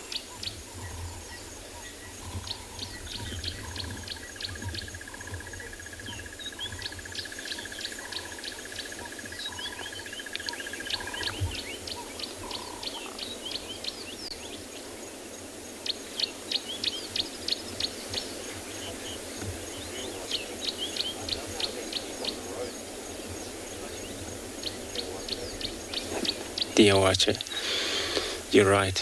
It's actually fun how to do that, and all just comfortable there. But I think this is all about the ground. It's wet, but I think it's better than the dew grasses, where then it's so much wet. And when I look at their legs, it also looks like they're not wet. They actually haven't been in the bush. What looks like it. And mainly, if they ever walk into these tall grasses, which is wet now, they would be wet legs, but they're not. Probably they've been on the road quite sometimes. But it's funny indeed for the whole pride just lying flat on the road.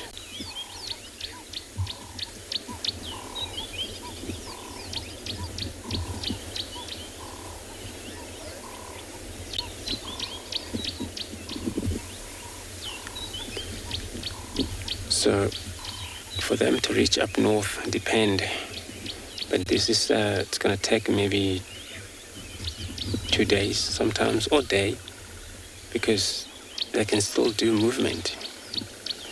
Yesterday we left them in that wood, but they went across the border, this border, but during the day. So weather cloudy, drizzling. They gain a lot of energy in that. They won't get tired of moving. Of course, they will move, a few distance and then lie down. And again, move and lie down. But finally, they'll reach far away.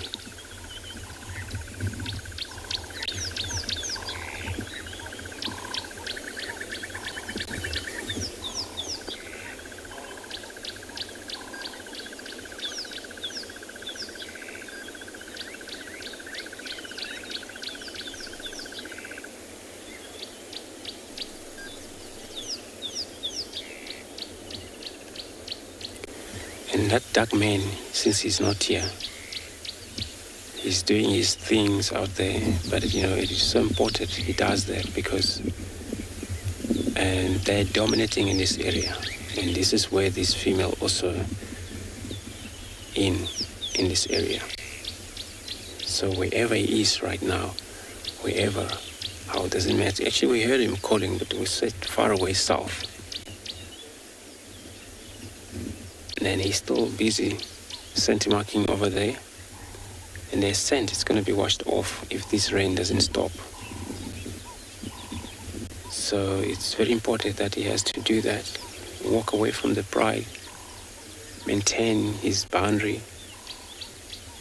Marking it off again so the chemicals remain strong. It will be so important for the other line that they don't know in the area that is there, so they will be able to know when they get there. So we're going to stay put here, sending you over to Phinda with a line.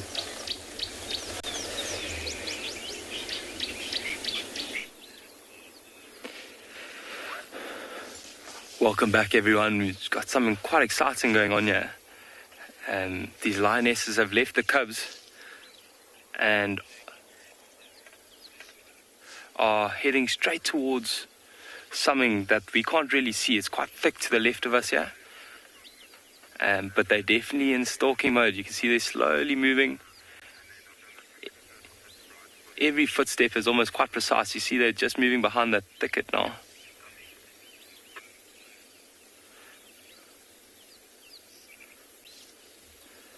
Yeah, we've actually just lost them for now. I don't want to go too close to them, just to not interfere with what's going on here. But I'm just going to go to the left just to see if we can get another view, even if we just see a glimpse of them.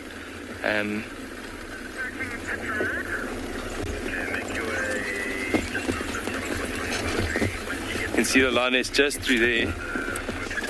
I don't know if Owen can see that, but often when lions are hunting and there's just two of them, or even in the whole pride, one lioness might go around and try and flush whatever they're hunting towards the other lioness.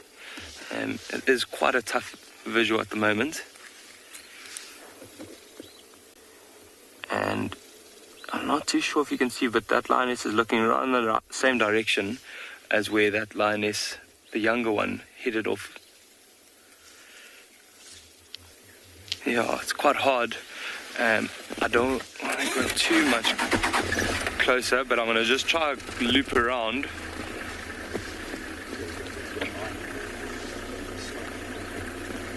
You got a visual there?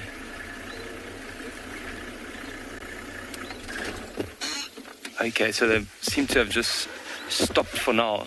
Maybe whatever they were looking at has moved a little bit. But they're still very focused.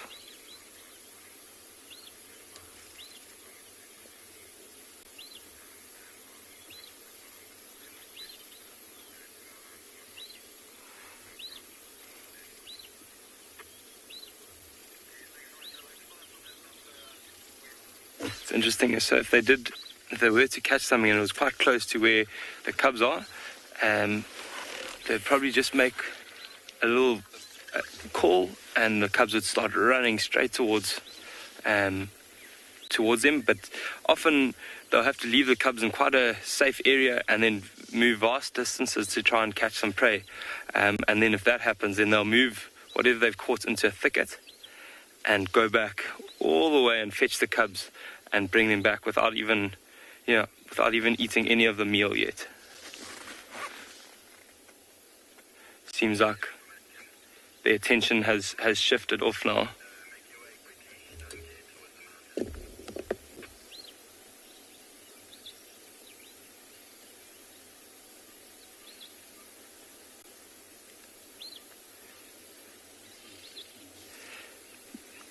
I think the other lioness is just the right-hand side that we can't quite see her at the moment.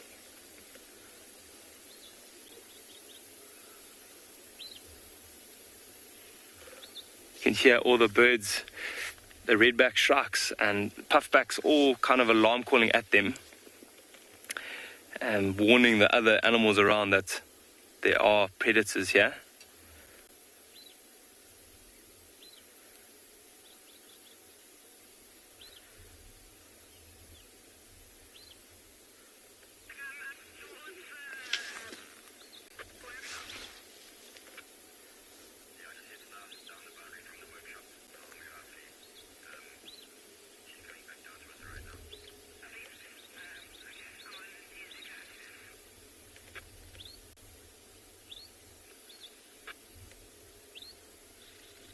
You hear all those birds going crazy in that tree right above her.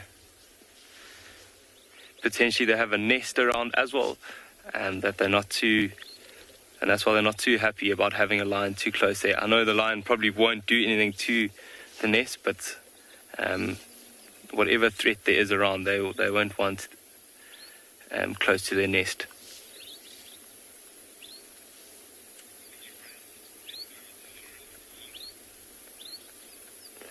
So yeah, these lions seem to have lost a bit of interest in whatever they were looking at, but we're still going to stick it out here, stay a while and see what carries out. But we're going to send you off to Lauren, who's got an eagle.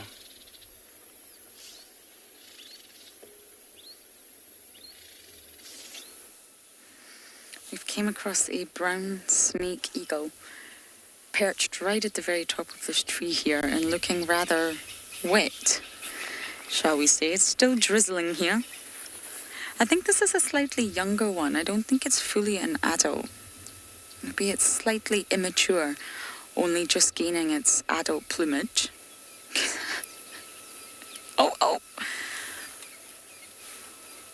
And off he goes. We don't normally fly too much brown snake eagles. You will just find them going from tree to tree to tree looking for prey on the ground.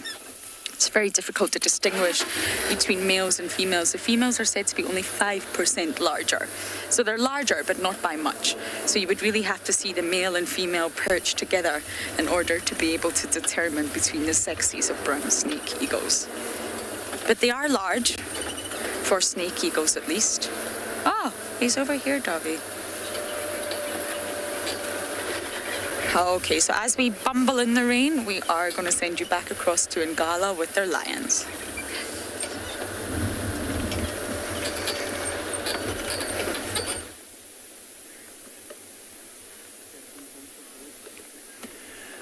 So if you just listen now, you'll hear there's some crunching. So this is not the leopard, this is actually a male lion that's stolen the kill from that leopard. Now, could not believe this, so I just wanted BK to move out just so that you can see the tree that this lion is basically under. Now, at the very top, see if you go all the way up to the branch that goes off to the right. So the carcass, impala carcass, was right up there that the leopard hoisted. Yeah.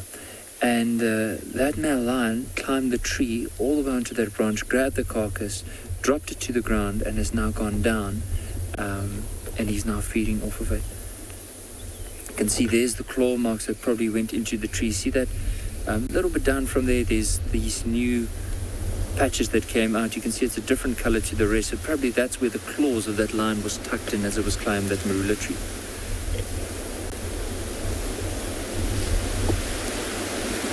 So let's just head back to this lion. You might just hear that crunching noise. So there wasn't a lot left from this impala, so it won't be too long before he finishes it off completely.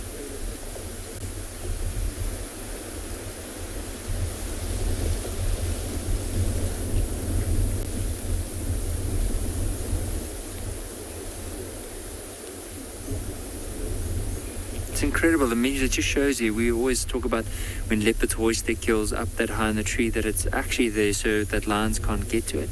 But it just shows you something as big as this lion, which weighs probably close to or over 200 kilograms. It's able to pull itself all the way up to the very top there and drag that carcass off. So it's just incredible what they're capable of doing.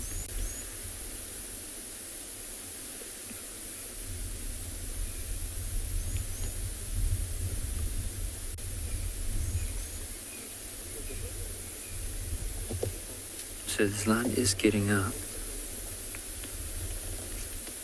Might just be finishing that last part of the impala. Yeah, he's positioned himself so hard, like he's in a really dense area there.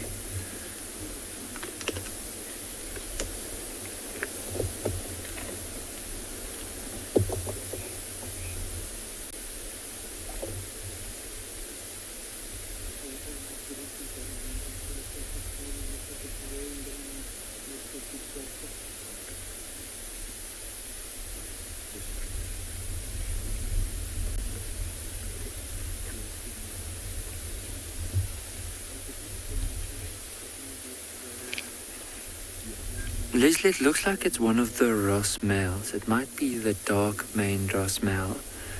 I haven't seen too much of the face because he has been in that really dense area, but hopefully if he moves out, I could see a lot of dark in his mane. And there were tracks of a male lion coming into this area that one of the other rangers and trackers spotted. So I'm sure based on the area and of course the territory, this probably would be one of the Ross males, and most likely the dark-maned Ross male.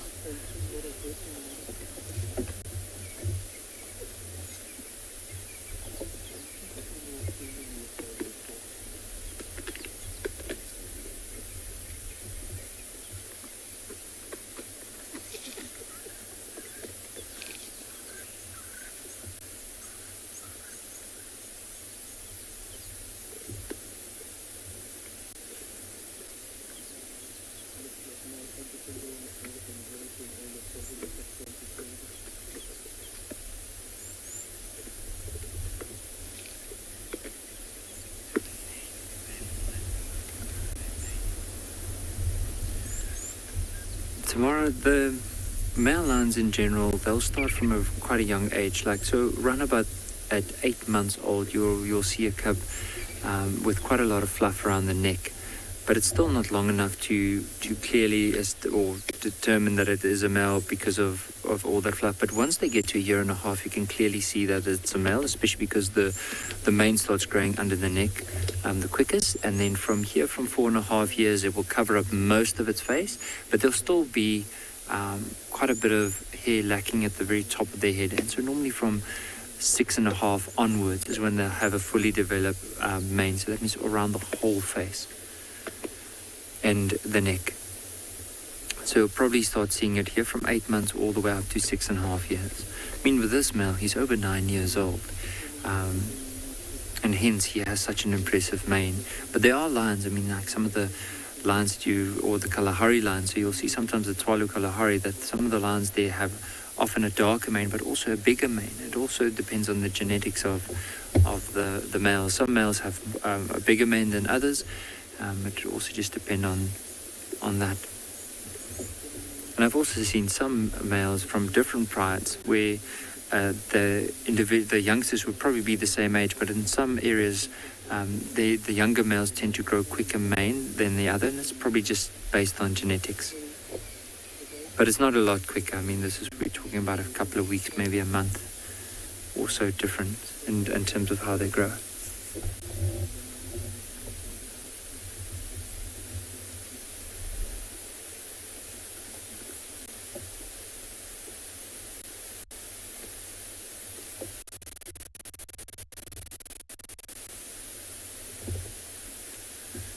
We can't see too much. The only thing we can do is just sit and listen to the crunching noise as he's like working his way around that impala. And you can imagine with impala, like comparison to something bigger like a zebra or wildebeest, so he'll probably eat as much as he possibly can. And then whatever's left, maybe there could be 1 or 2 bones. You could just hear that crunching noise. That's what the hyenas will come and finish with.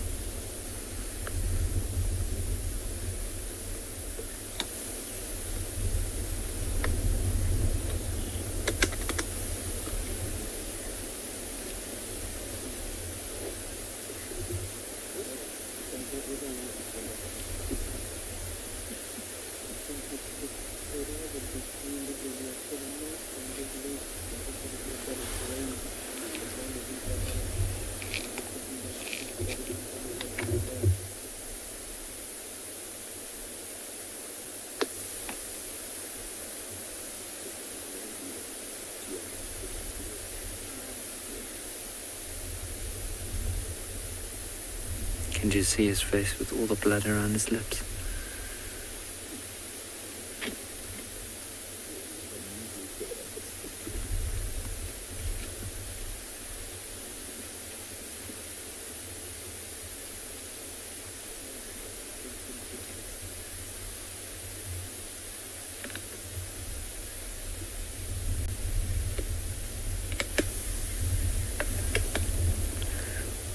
Just fascinated by it all.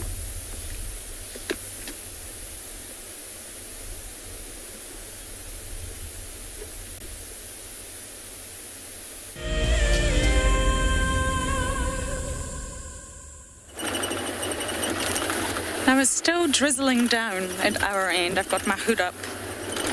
Makes it slightly more comfortable. I was frozen to the bone when I got home last night. Luckily, it's not so cold this morning. There's definitely a difference in temperature, and I'm really hoping that that sun will start to break through at some point. But at least the ground has had enough moisture, and we're still finding lots of animals. Now, just an update on that skittish male yesterday, that young male. He's very, very young. You can tell straight away from his appearance, his size, his genitalia, he's very young. And he had a kill. I found his kill, and it was stashed underneath a juvenile silver cluster leaf, and it was an adult impala. It wasn't a lamb, and I couldn't see whether it was male or female, I'm afraid. I could only see the innards, but still, it was an adult. And he hadn't hoisted it. He'd obviously left it on the ground, and I believe the update was that the hyenas got it. So he lost his kill, but apparently he's seen in that area regularly. He won't be territorial yet. He's definitely not old enough. So I think maybe he's recently dispersed, and he's sort of just always around the western side of Buffelshoek, around Sydney's Dam. So I think that's a good place to check. We get signal there to see if we can spot him regularly. He definitely needs to be habituated, or at least start that process while he's young, so he doesn't end up like Mulwati as a skittish adult. But it was so fascinating to see a leopard that we did not recognise, I must say. A young male, and we got good visuals of him, albeit from a distance, but we're still able to clearly see all his features. So hopefully we'll see him again. So I'm going to keep heading west and see what else we can find for this morning.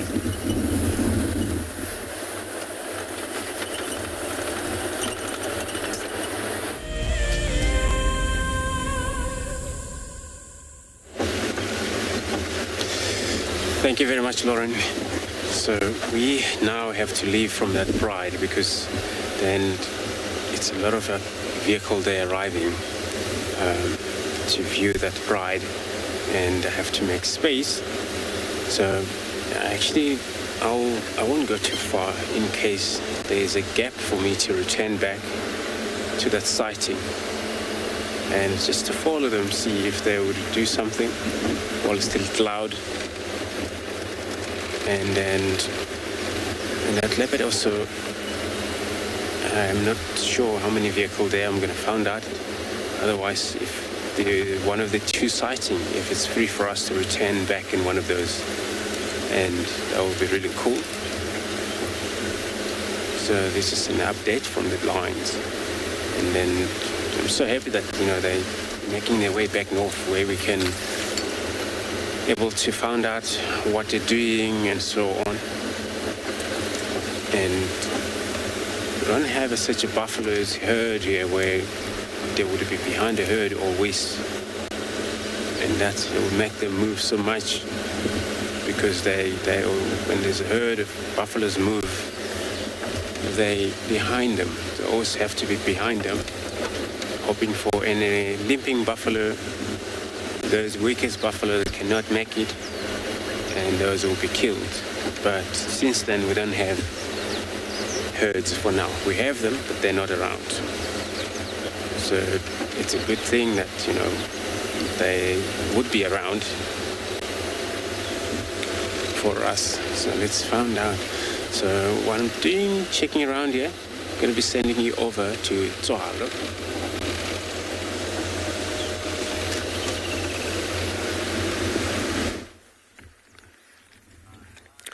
So beautiful. What amazing colors on this gorgeous grasshopper. Very distinctive colors. You can see from the antenna, the colors of the eye, that beautiful shield, which would just be the foremost cover for his wings. You can see the wings set quite far and across the back, and then those very, very strong legs set on the side of this beautiful insect. 3 legs, obviously it is characteristic of an insect. This is an elegant grasshopper. Very beautiful, and they're quite abundant around at the moment. And its distinctive colors makes it unmistakable when it comes to identifying this beautiful individual. You get some individuals that are very cryptically colored, so they blend in with the grains of sand or some with the bark. But this one over here is definitely showing you via its appearance that it's showing that you should be wary. These distinctive black, white, red colors are warning signals, basically visual warning signals for a potential predator, to show you that I am dangerous or foul tasting. Those colors should always be taken with utmost respect when it comes to seeing and finding new things in the bush. But very beautiful. Still a bit of growth to do. When it gets a bit older, that color will become fairly drab. It'll almost go in like an orangey, dark orangey color when it is a bit older. If you can get a bit closer on his mouth parts, can you see his mouth parts there? I'm going to try and get a little bit closer. If you take a look at the bottom of his head, obviously, if you take a look at insects, their mouth parts are very distinctive functions that are performed by the family. And the family is categorized by these specific mouth parts. And his front right leg is just covering his mouth parts, but they have external mouth parts, and their mouth parts are used for obviously chomping down on vegetation. But yeah, if you take a look at all grasshoppers, they have these external chomping mouth parts used for cropping vegetation, where they can become pests at times. If you take a look at crops, obviously agricultural crops, they can become quite a pest, but doing what they naturally or need to do. But very, very nice. We've come around this corner and seen this beautiful insect. We have found cheetah tracks, but they've gone into a block where Viola, good morning. Are these grasshoppers migratory? No, these guys aren't migratory.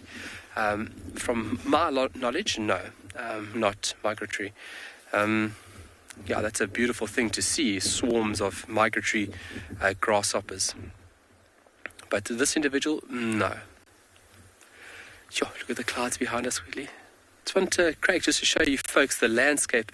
Just going to punch out there and then look at the beautiful scenery we got going along on the mountainside. So we are west of the beautiful Coronaburg mountain range right now. We have found cheetah tracks from last night, so just after the rain we can see the depth and how much the track is in the soil, and we are busy doing one block west to see if we can't pick up on these 2 boys. It is the 2 boys, and hopefully we can strike luck. But yeah, this cloud's just making for beautiful sight right now. The sun shining through there on the right hand side. The low-lying clouds moving very quickly. And obviously the backdrop of that Coronaburg range. Keeping things nice and cool, which is very pleasant. Now, if you are used to very hot days, these cool days are really appreciated. We're going to send you off for some cheetah action. Hold on tight.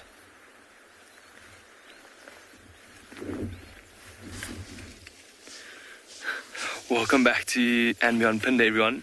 We've just come across these 5 young cheetah, and we heard these impala going crazy, alarm calling, and we carried on and we went around the corner, and these 5 cheetah were busy stalking them, but they've been bust.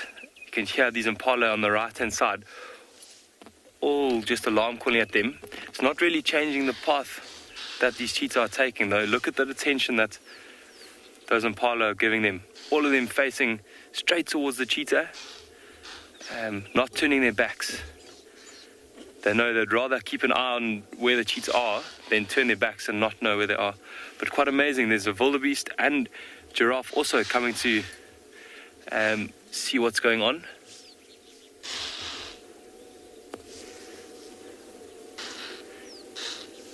All attention on these 5 cheetah. Really, really exciting to see, though. If we scan back towards where the cheetah are, you can see it hasn't really changed their path too much. They're kind of discussing, trying to see what they should maybe do. They look like they're almost still in a stalking mode, but they're kind of looking around. They know that they've been bussed. It's quite amazing to see. They're carrying on straight towards these impala.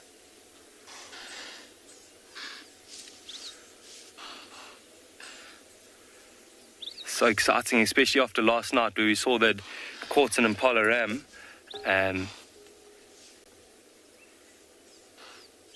It's exciting to see that they are developing these hunting skills. It's amazing. I've never seen cheetah hunting in this type of technique or anything. They seem to not be concerned about the alarm calls at all.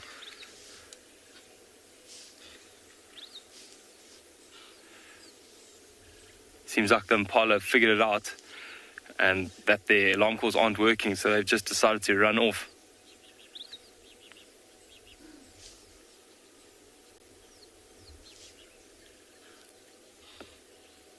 How incredible is this though? Oh my word.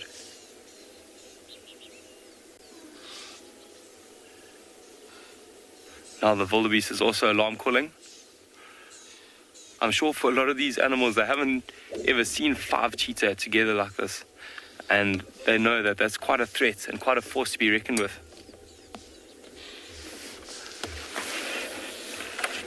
Just going to re-angle a little bit as they go behind the bush. Oh, really?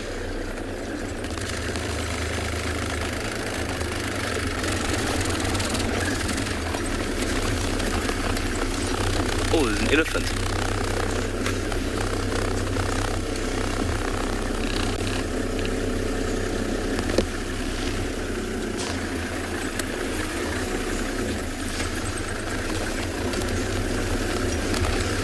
The big elephant bull to our left as well.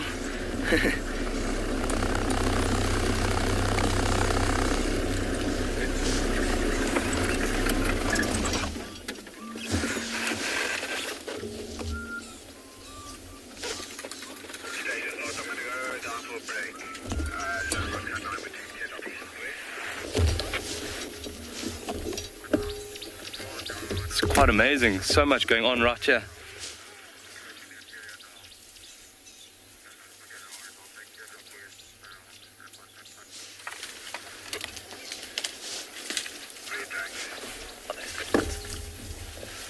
Look at this big elephant bull now. He might have spotted the elephants. I'm going to carry on going straight. Nectar, we're going to leave this elephant bull and carry on following these cheetah. So these cheetah will stick together for about 1.5 to 2 years, where at that stage the females will all go their separate ways. Well, they're 2 females, so they'll go their separate ways, and then the 3 males will stick together as a coalition and form a strong bond and probably stick together for the rest of their lives, which is quite amazing. Here they are just resting to the left of this bush.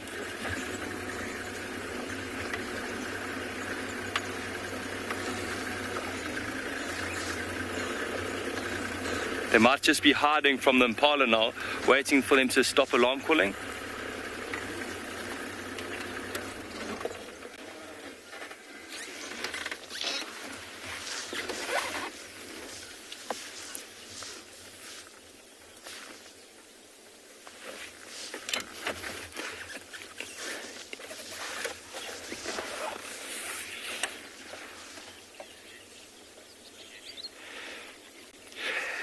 Actually, cheetah are very endangered. So due to habitat loss and just a loss of territory, they are very endangered. So there are only very few properties left with a healthy cheetah population.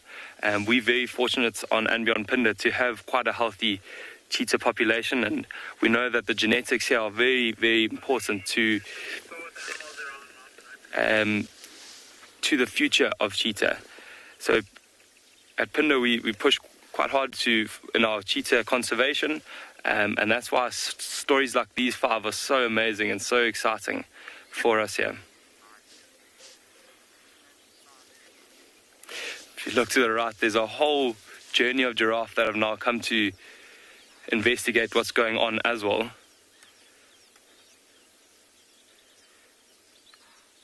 Last night we were mentioning how often when giraffe all look in one direction, it's quite often something interesting and worth going to have a look at, and this is just proving that theory right. But if we go back to these cheetah now, you can see they're all looking in different directions, just keeping an eye out for any other potential prey, but also any predators that might be in the area. But we're going to send you off to Andrew, who's with a leopard.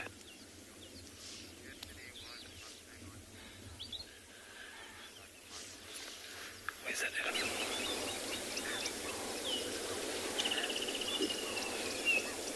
Oh, there are two. Oh, yeah. Thank you very much. What we got here, we got the Thandi, the leopard.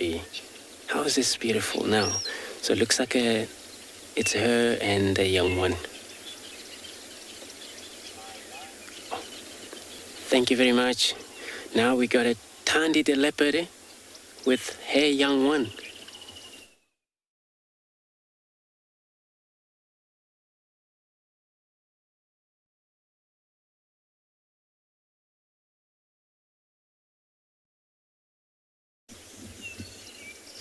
And from here, it's not actually far away from where Sibui is.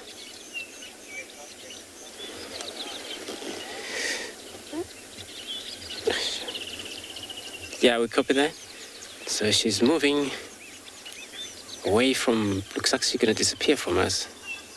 Where she's going, we're just going to see if we can get around, see if we find her again.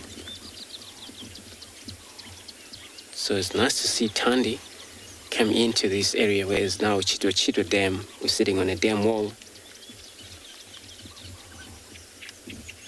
And off she goes. So we're going to try and see if we can get close to her. But she's going to the deep. We may lose maybe signal there.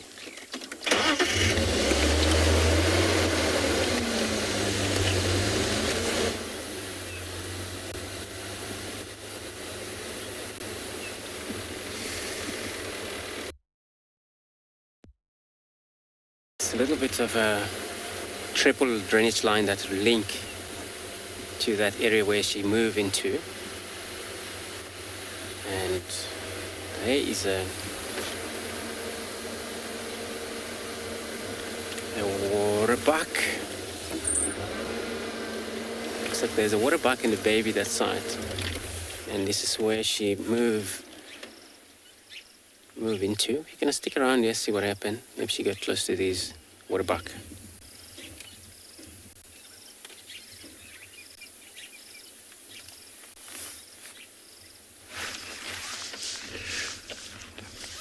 Welcome back, everyone. Such an exciting view here, and such an exciting scene that's going on with these 5 cheetah. They seem to have captivated all the animals' attention. Even in the background, if you look there, you can see 1, 2, 3.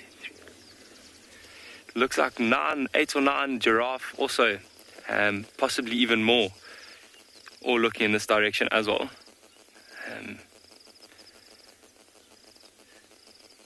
Very, very, very exciting. So they seem to have just settled here, waiting for those alarm calls to stop. And I'm sure as they stop, they might try again, might try a different route. But unfortunately, with all these animals around, their chance of actually successfully hunting something is going to be quite low.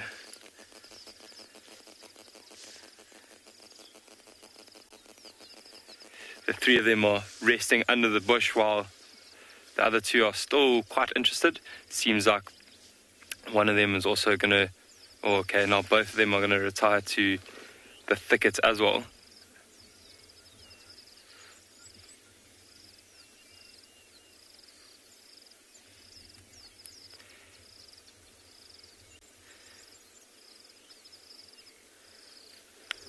It's amazing to watch them. They seem completely unfazed by all the attention that's on them at the moment. We've seen before how often if there's zebra around with cheetah, they will almost chase the cheetah away and try and get them away from the area that they're in. Giraffe sometimes do it as well, and try and herd them into an area that's away from where the rest of the giraffe are. You can imagine a cheetah isn't a threat to a fully grown giraffe.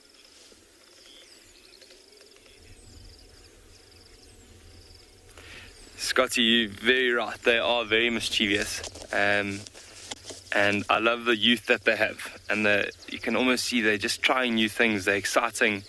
They're taking risks, which seems to be paying off for now. Yeah, I just really hope that they stay cautious, but they have been doing really, really well to survive this long on their own. You can imagine it hasn't been tough for them. They've had to learn a lot on their own, a lot that their mother would have taught them if she was still around.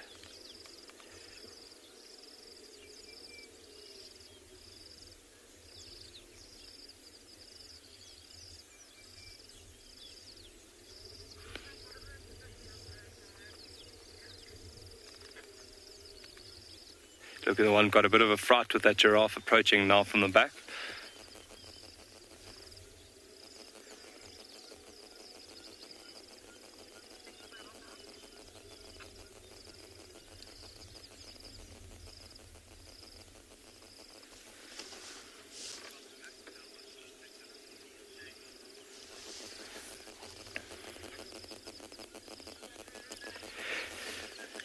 So Shivas, we have seen it in the past where a male coalition has killed a baby giraffe. It's not very common though. It does happen. Look at these two going back into stalking mode. They're walking right towards those giraffe now. But Shivas, back to your question, I don't think there's a good chance that these five will kill even a small giraffe. They're just still too small. So their perfect or ideal prey size would be an impala, or rather prey species would be a small nyala or something.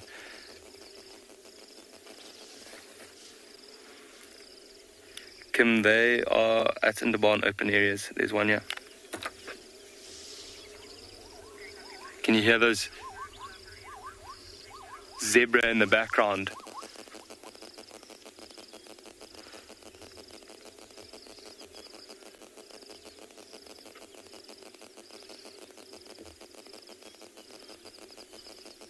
Really amazing. They seem to be quite keen to keep moving.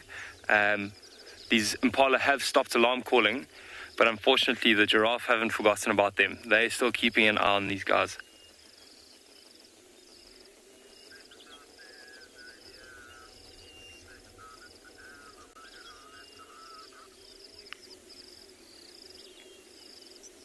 They're getting quite close to those giraffe now. I wonder the distance that the giraffe will let them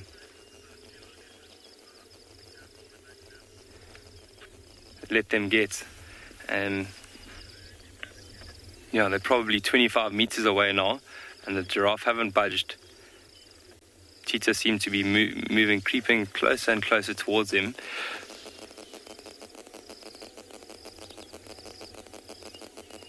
I'm sure those impala, we can't see them now, but I'm sure they would have run off and maybe found another open area. Let me have a look with my binoculars.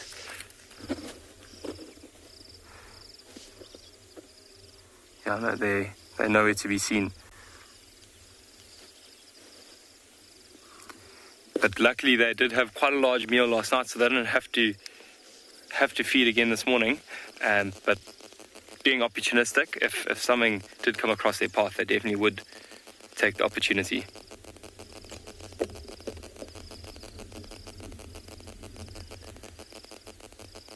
The one at the back closer to us getting up quite swiftly there.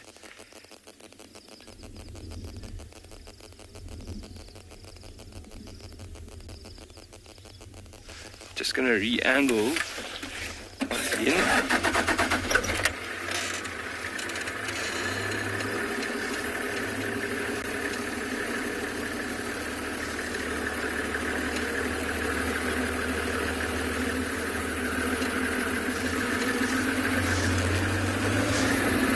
Giraffe getting quite close now.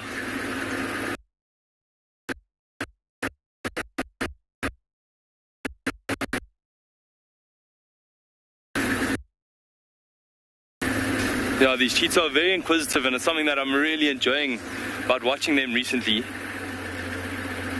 They're so brave.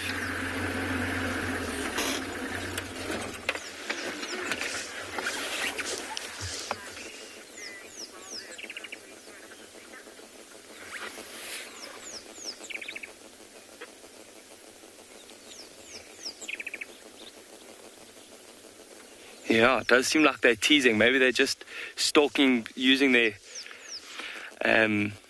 skills just for a bit of practice now. Just practicing those different hunting techniques and just getting used to this environment.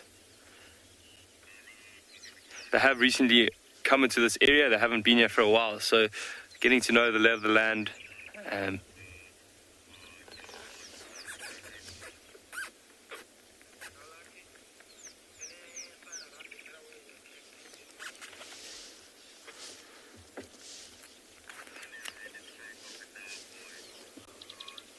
Quite beautiful with all these white flowers around.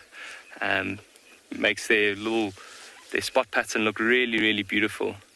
But we're going to send you back to Andrew and see how this turns out. I'm sure we'll see you soon.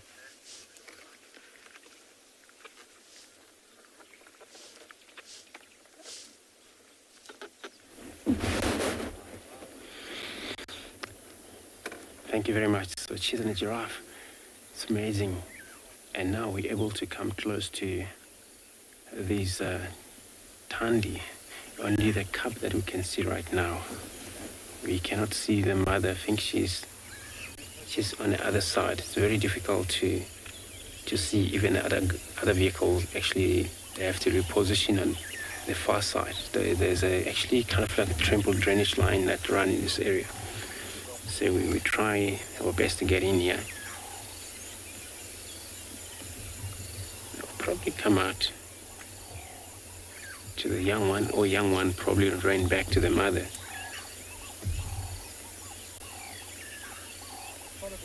It's actually not far from where that buoy is.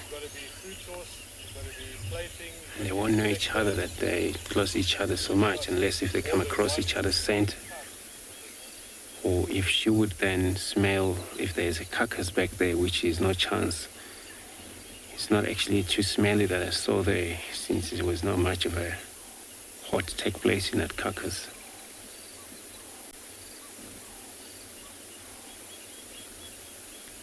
So it vanished for now,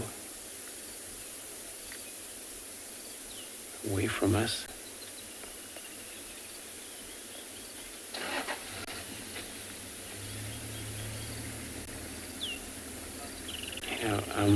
I'm not sure what they're doing in there, but so I will try to reposition here. While we're doing this, let me send you over to Tswalu with the Jackals.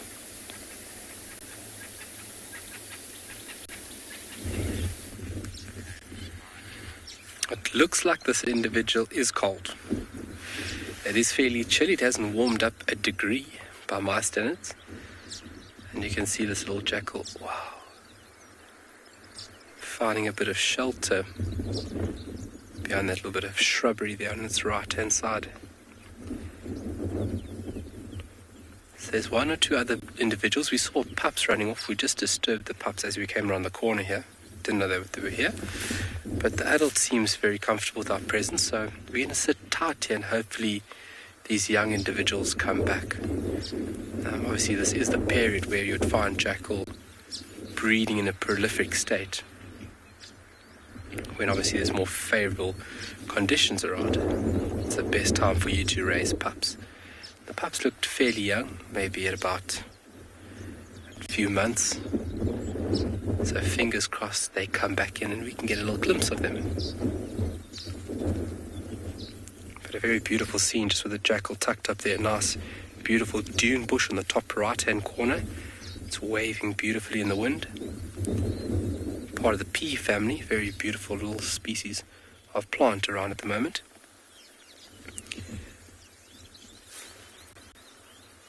Do you see the other one, Craig? Okay.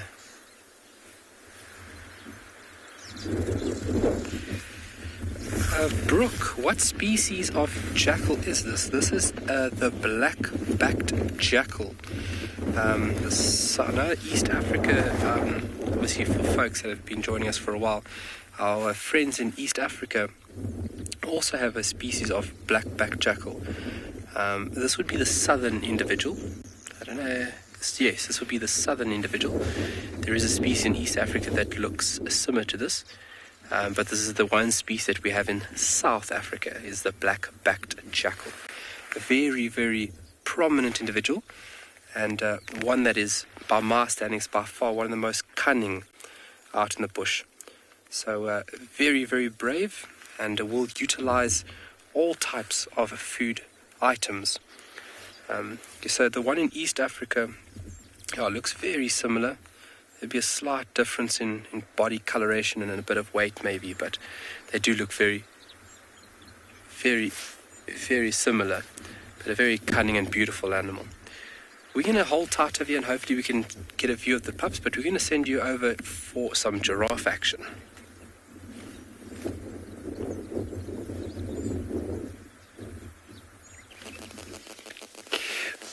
Welcome back. We've just re-angled now and seen these cheetah from a different angle, and we're trying to almost get the giraffe's perspective. If we just pan out a little bit, we can see we saw about 12 giraffe now just completely focused on these cheetah here. It's something that I've never seen before. I've never seen this many giraffe interested in these cheetah, and they haven't budged. They haven't moved one bit.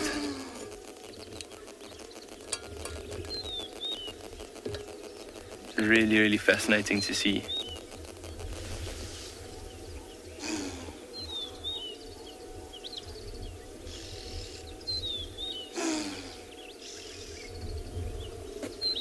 The cheetah obviously know that they've got no chance of catching any of these giraffe. They're all pretty big. But they don't really seem too fazed with all the attention either. They're just minding their own business. This wildebeest, on the other hand, right in front of us, is still alarm calling, but he's not even looking at the cheetah. It's quite interesting. He's looking in the opposite direction.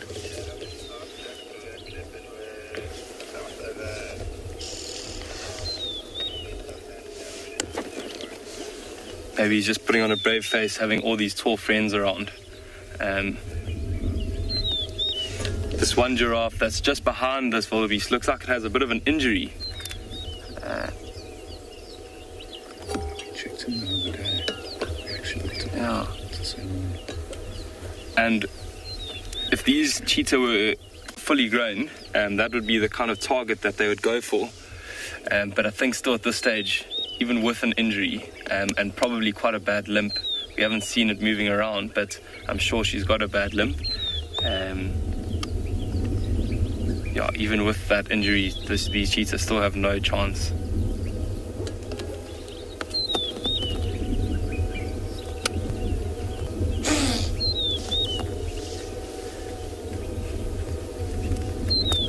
You can see a few of these giraffe are getting closer and closer. I'm sure they'll get as close as they can before the cheetah just move off, maybe get sick of all the attention and rather just be hidden away.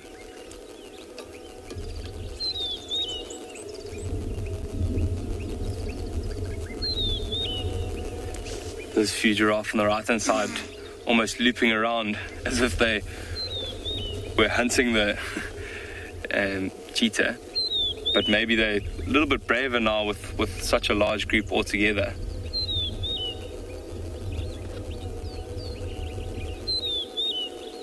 But the cheetah haven't flinched.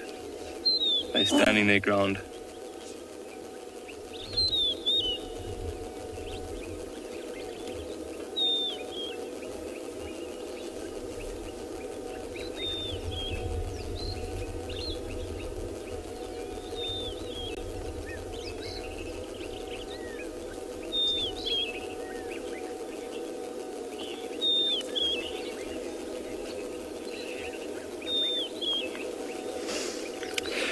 So Neil, when they're in a coalition, they'll hunt together, but it's usually one of the animals that catches it, not like lions where they'll all maybe grab onto the animal at the same time, but they'll definitely help each other. So when one's chasing it and gets a bit tired, the other one might take over.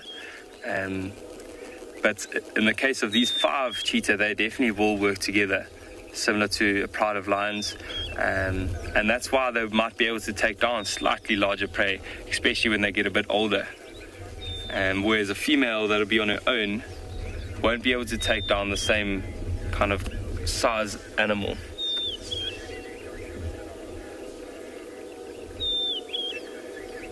They're almost surrounding these cheetah now. There's a few coming from the right-hand side, looking right close up.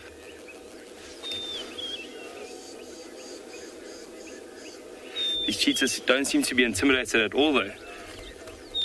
It's quite amazing. I wonder if it's because of their lack of experience or just because they feel a little bit safer now that they're in so many of them. I'm just going to move forward a bit.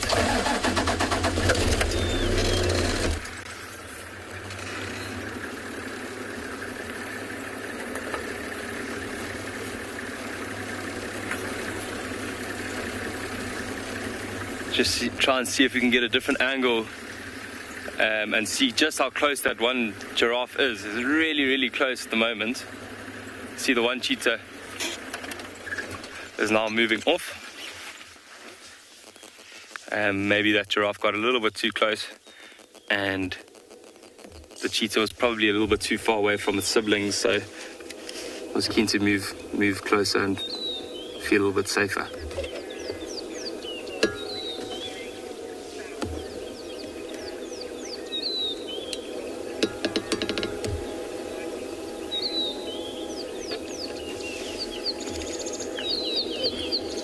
It's a really, really fascinating scenario that's been carried out here.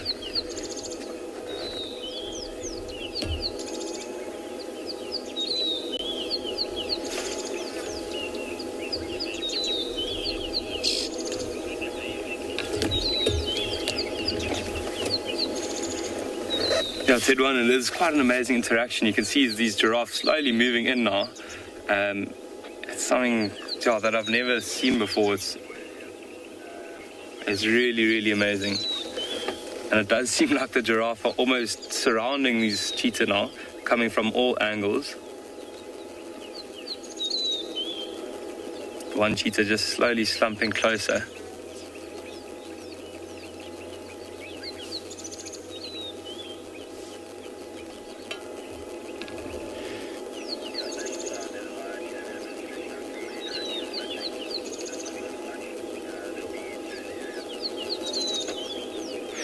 Last night there was a question about whether there was a leader here. It does seem like the one that's standing up at the moment seems to be making most of the decisions in terms of which direction they're heading. You see, he's the one that's standing up, having a look around.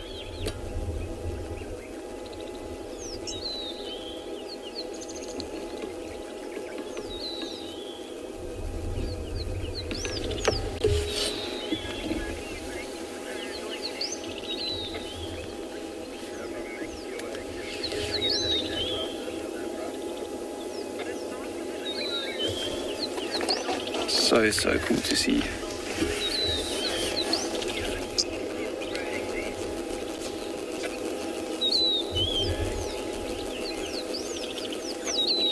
Some of these giraffes are starting to lose a little bit of interest now. They know that these cheetah aren't a threat.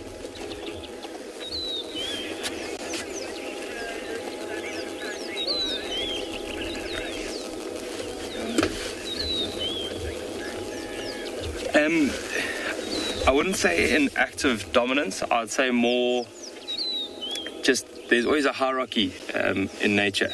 So whether it's elephants that are bigger and stronger than rhino, and rhino will move out of the way for the elephants.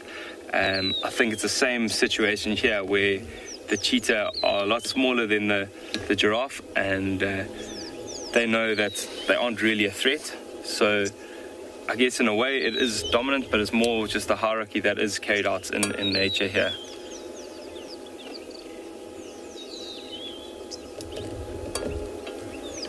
Even though it is predator and prey, often because of the age of these cheetah, they will still be lower on the hierarchy layer than these giraffe.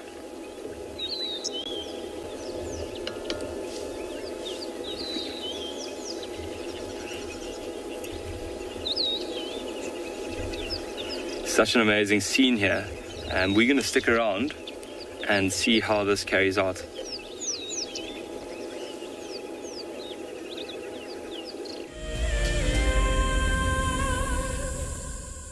Welcome to my car. This is Wendy, and she's my favorite. She would love to have your name engraved on her so you can be with her every single time she goes on a safari here in Djuma.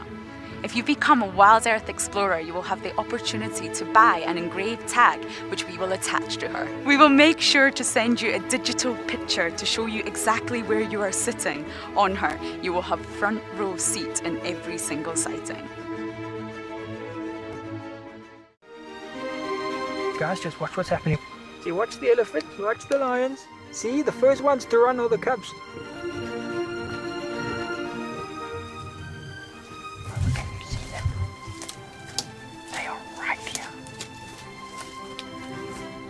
I'm not sure how scared you were, but I was quite nervous.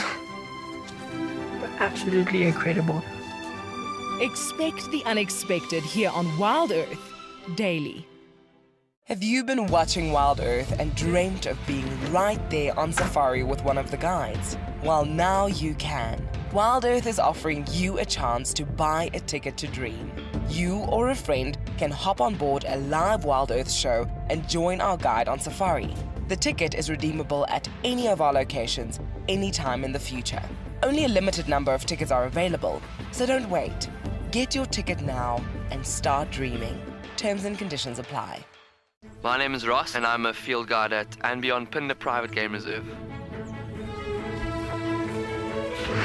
I love getting questions from guests on WildEarth because I love sharing and learning information about nature with new people, and it also makes me feel like you're all joining me in real life.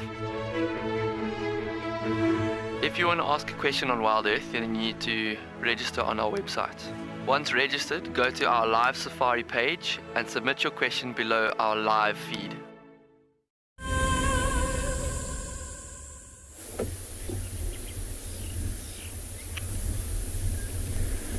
So just to give you an idea, we were earlier with one of those Ross males, but unfortunately we couldn't really see him that well, so we went on and decided to go and look for the rest of the pride, and one of the other rangers found the pride, and you can see they are lying down in the riverbed amongst the reeds. It might be because of the wind being quite strong this morning and a bit of rain, but it's nice and just a bit of shelter out of the wind.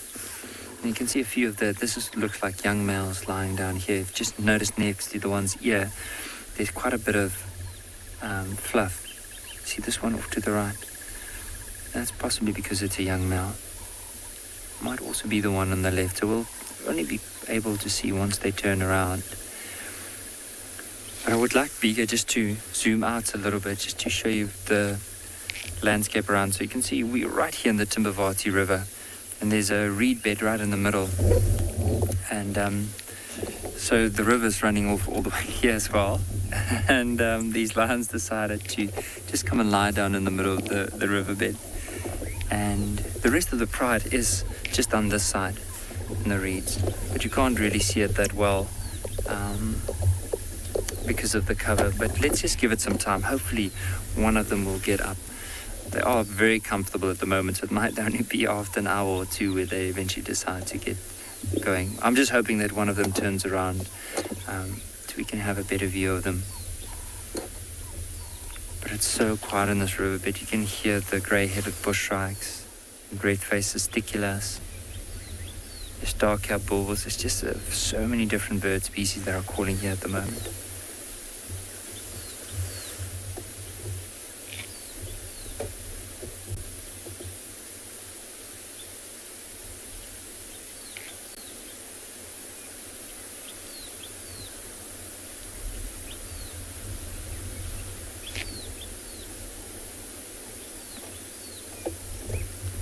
And it might be like after spending some time here, we'll try and see if there's maybe another angle to see these lines. We might even give it a go. While like we can see these ones, let's just try and see if we can go around and see if there's maybe more members of the Pride. I can see something ahead of us here in the sand, but I'm not too sure what it is. So let's go and have a look. All I'm going to do is just try and move around. So to give you an idea, these lines are right here, but it looks like there's something on this side. Let's have a look. Oh, here we go. There's actually some more in the open area, and it looks like the white lines are here as well. I'm going to just try and position so that we can have a view and the bar's not in the way. Okay, there we go.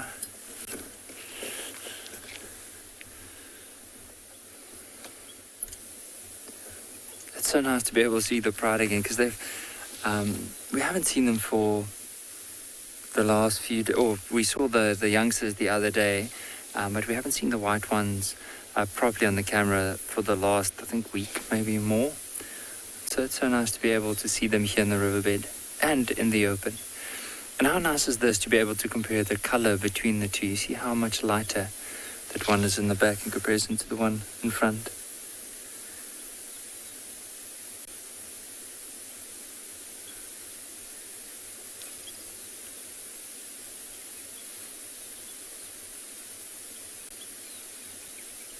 And because it's overcast, you'll find that these lines don't really need to move anywhere. They had a kill the other day. Safari kitty, they do look very, very peaceful. Like, I don't think they're going to be heading anywhere pretty soon. The only thing is we can just sit here and patiently wait and just see.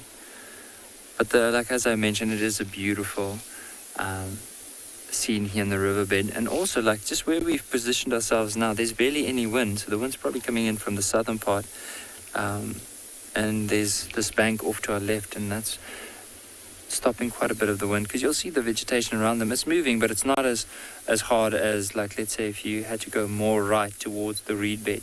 So it's quieter where they are than in comparison to just off to the right, because it forms a channel where the wind will push through. But for now, it is warming up, so they're just enjoying this heat and being out of the wind.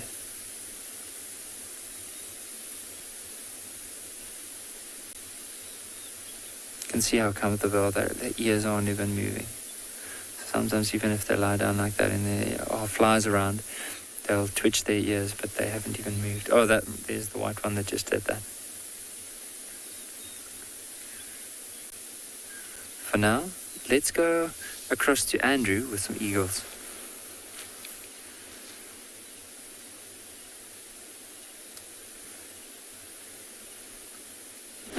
Thank you very much. So from lines, now we have to leave the area of where the Tandy and her cub was, and it was actually also, disappear into a drainage line system, and there's no sign of them coming up there, and then we're gonna have to leave the area. But here we got a Tswalu eagle. It's a beautiful bird. Tswalu eagle, looks like a pair of them over here. We've seen two of them. They sit actually far apart right now, sitting on Amarula Tree. Actually looks like the sun is coming up a bit. Yeah, so this warm condition is going to take place, and most of these raptor bird, they were able to fly, do their hunt by hunting far up in the sky, circle around, pick up some thermos. But this specific eagle that we're looking at now, the short-tailed eagle, even called at Bartolomeo, they actually hunt for their own, catch up most birds such as hornbills, rollers, starlings, francolins, small mammals. But you often see them in pair, male and female. And they tend to breed throughout the year, some area. But some area, it's picking from January to March, where the nesting take place from there. They often lay one egg.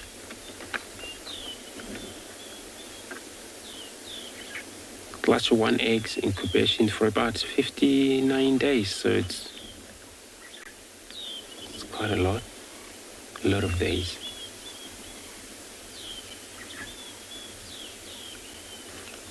So they very much hunter. They're good hunter. They're the first eagle. Wherever there's a kill, you mostly see them. And also there's another eagle, torn eagle. Once you see these two eagles, then you know something definitely must be a reason they're around.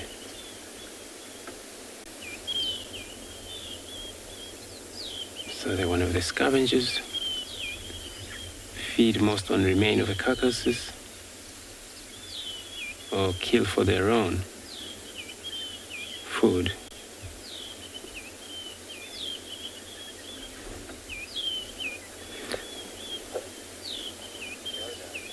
What is your favorite eagle, Fiona, you want to know what is my favorite eagle? So my favorite eagle, it's Marshall eagle. It's actually one of the biggest eagle here we get. And that one, they are huge when you look at them. You think of crowned eagle or balded eagle out there. They're so big and they will be able to prey on such anything from baby antelopes and monkeys, those baby baboons, guinea fowls and a lizard, there's a water monitor lizard and rock monitor lizard. And they're good at it. And they also, they have been seen actually preying on most of the geese. He's trying to bite on the wood. It's probably because they've been around here for probably the whole this cloudy. And we're looking at the male.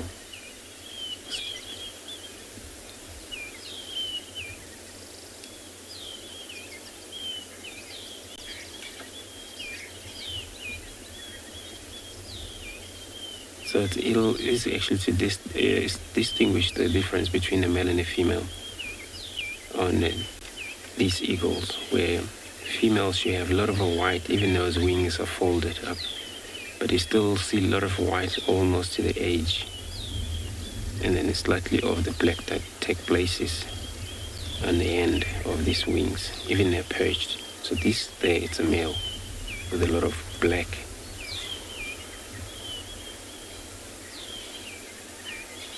And we're also looking at the fully grown bird,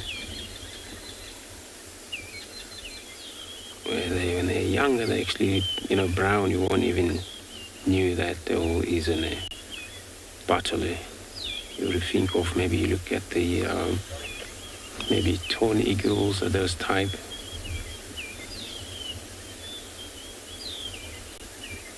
And they only change color as they grow up, age from 6.5, 7 years, and it changed to a normal adult color, which this is an adult color that we're looking at.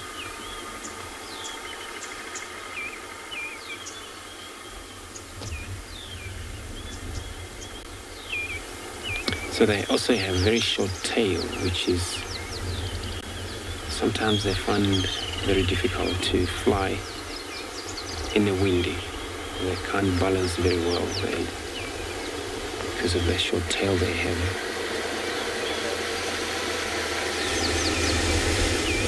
not sure. Could be this is one of the nest material, because it seems to be he's got a kind of like a piece of branches on its beak.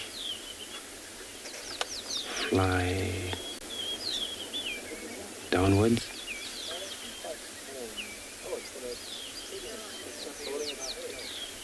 So it's probably some nesting material that is taking place in this area.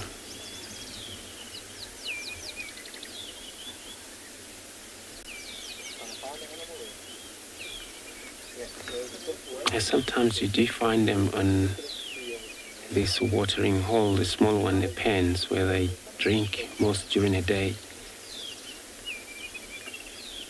And they sometimes got enough inside, but then he says, well, most birds, they can actually kind of like get their feather wet in the water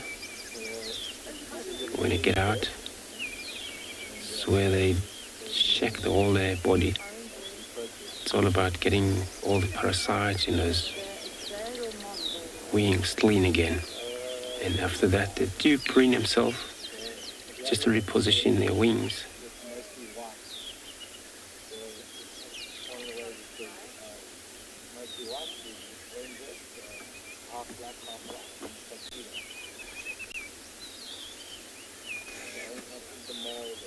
So they have a wingspan of 177 centimeter. And they weigh 24 kg, so they actually slightly heavy bird.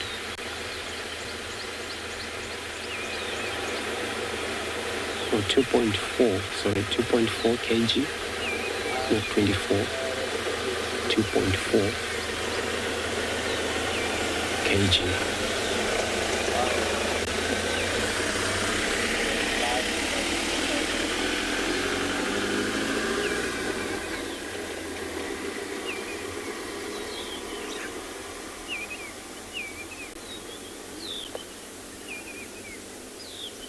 So I'm not sure where this is happening.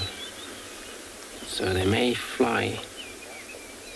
Doesn't matter how far they got to go, but you know, this is how they collect their wood, sort of a twigs back to the nest.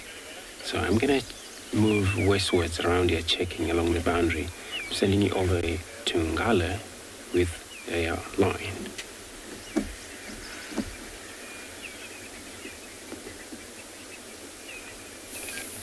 So these lines haven't really moved at all. They haven't even picked up their heads.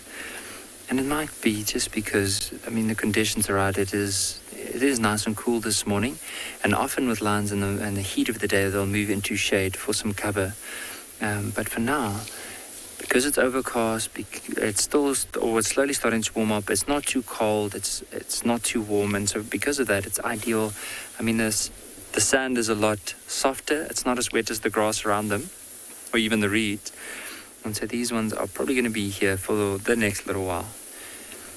And I think, look at this one, might be dreaming.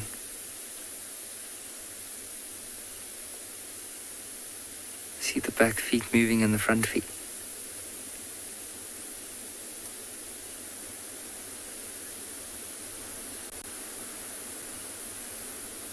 She's just stopped now, but it's really interesting to watch. I've seen that before quite a few times with lions, is where they fast asleep. You can hear them snoring, and the next moment they start running as if probably dreaming of catching something or chasing something.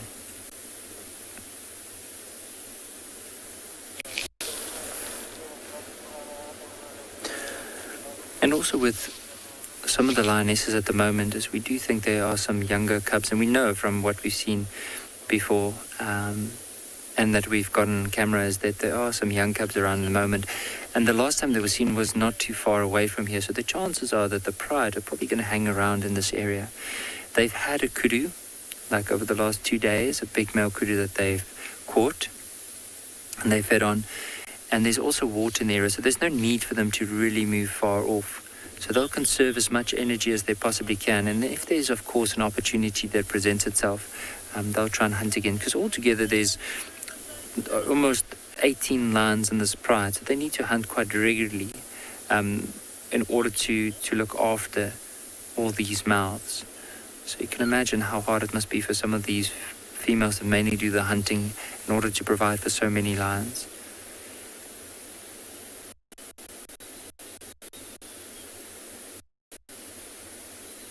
So the rain that's dropping now, and see the white female in the back.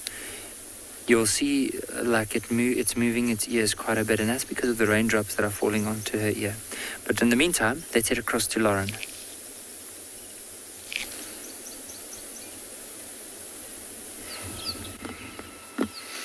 Well, we've come across a predator of our own. Maybe not with spots, but definitely a predator all the same. The birds don't seem to want to cooperate with me. I think it was the Wahlbergs. I think it was the female. Excuse our rain roof pole. Andrew's had a busy morning hopping around the predators. Us, not so much. But if this is the female that belongs to the Wahlbergs nest pair, I really don't believe they've been successful. There's 2 pairs of Wahlbergs that we know of that return here every year. They're monogamous. Oh, baboons. Can you see it's just climbed that Amarula tree there, Davy? I wonder if that's what the squirrels were upset at. We could hear very upset squirrels. It could potentially be the baboons. If you look at them on the grass, you can hardly see them. Well, you can actually. Maybe it's just because I'm relatively short, but they do blend in very, very well because the grass is so long these days. We've been seeing a lot of baboons up in Buffelshoek, but we're here on Djuma. So this must be the troop that enjoys spending time around the dam cam, causing havoc. Baboons are actually very good at alarm calling for predators. They've got quite an unusual alarm call. Can you do it, Davy? Whoa! Oh, that was, maybe you should not go on that. Maybe we should let the baboons show us. But they really do alarm call. They do not like to see the predators because, of course, leopards, possibly lions and hyenas, eagles, large eagles, are all predators of baboons, especially the younger ones.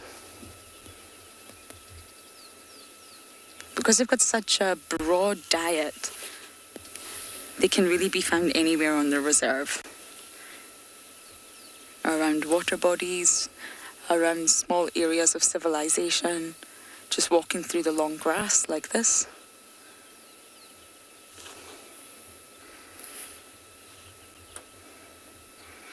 Look, great question, and thankfully not. I'm just going to tell you the story because it's rather entertaining. Davy was working at Tswalu, as many of you know, so I was taking a selfie to send him so he doesn't forget what my face looks like. And when I looked at the photo I'd just taken, there is a monkey in the background, a vervet monkey that I was not aware was there. It snuck into my bedroom and was ready to raise, and I caught it by taking a photo. Rather entertaining photo. However, the vervet monkeys get in. They will climb in through the windows. They will even try to open doors. But baboons, we are lucky that they don't. Why do I say that? Look, baboons could cause a lot of damage. They are large, much larger than the vervet monkeys. And if even just 1 or 2 of them got into your bedroom, they would do so much damage. And if you end up walking into that bedroom, not even realizing they're there, they could be very aggressive. They could really hurt you. They've got huge canines, and they're very powerful animals. So thankfully not. But the vervet monkeys are, well, that's a different scenario.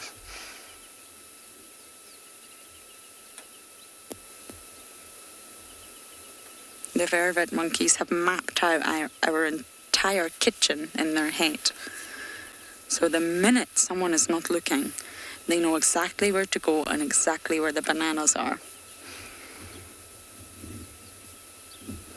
But the chacma baboons, they're gorgeous, but they really could cause a lot of damage if they came into camp.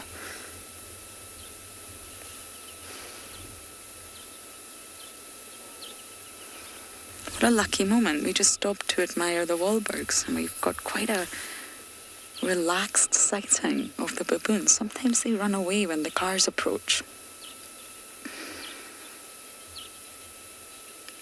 I think they're feeding on the grass here. Or it could be insects clinging onto the grass. They've only really got 3 priorities in a day, baboons. Find food, and water, of course. Play.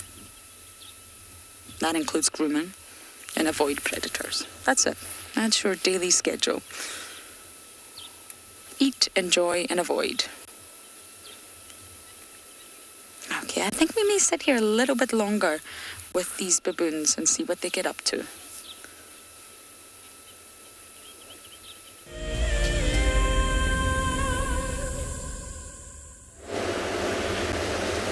Thank you very much, Lauren. So we're now searching around for anything we're going to find. You know, there's been a lot of elephant tracks around here. And probably last night, all you see is the dungs along the road and where they've been playing on some of the very soft soil where it's wet enough for them to create their own puddle of water. But there's no visual of them right now, so we're just going to check a few roads because sometimes it can be very static for a long time in one place. Unless if they started to move in and out or make noises, then you'll know exactly where they are.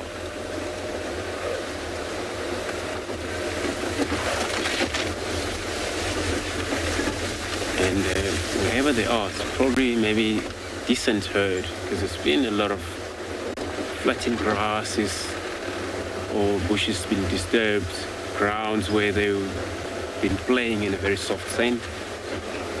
So I'm probably going to check also one of the water holes. You never know, it will surprise you. Visit this water hole even though it's wet enough for them to carry on.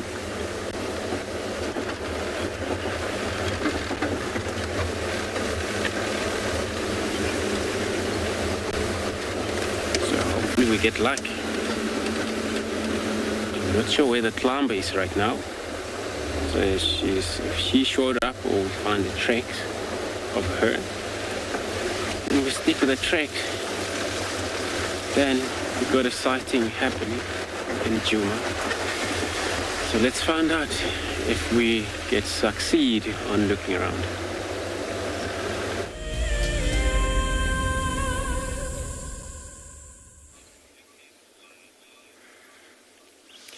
Welcome back to andBeyond Phinda, where we have just come across this herd of elephants, which looks like quite a small herd for now, but we can hear some more elephants just to the right-hand side as well, and also still coming from the left. If you look at that one female right in front of us, she's throwing some beautiful red dust all over herself. You can see she's been throwing on her back as well.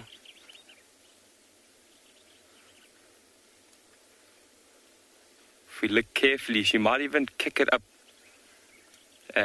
some of the dust with her foot, loosen it a bit, and then throw it over her head again. There's quite a young calf just to the right of her as well.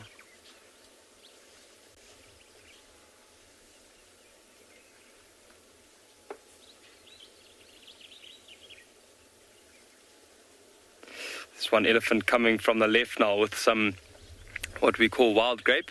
But it's got another name called elephant pudding because they really, really enjoy it.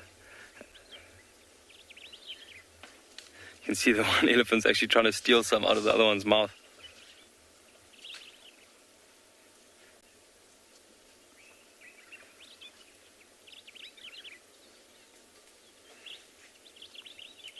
These elephants seem to have just congregated in this area.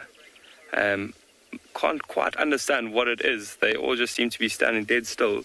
It is maybe that there's a lot of that nice red sand around, which a lot of them have been throwing on their backs.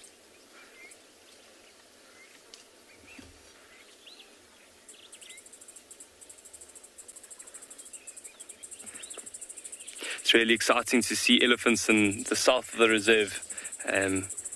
where we're situated at the moment, the big herds like this don't often come to this area, so it's quite exciting to see them here.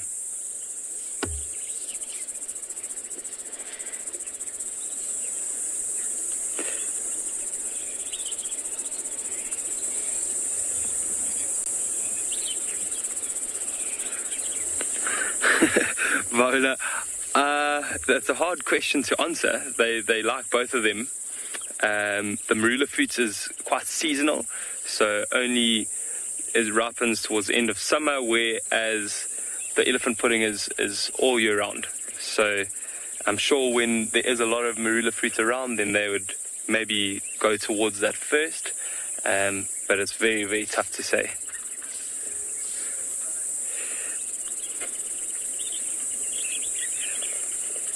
I don't know if you guys saw, just as I was answering that question, we could see that large female kicking up the dust there, like I'd mentioned.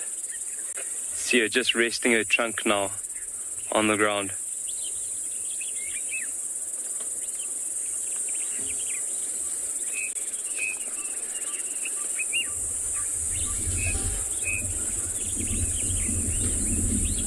Just going to re-angle a little bit. I see some more elephants approaching from the right-hand side, and I don't want them to get too close to us.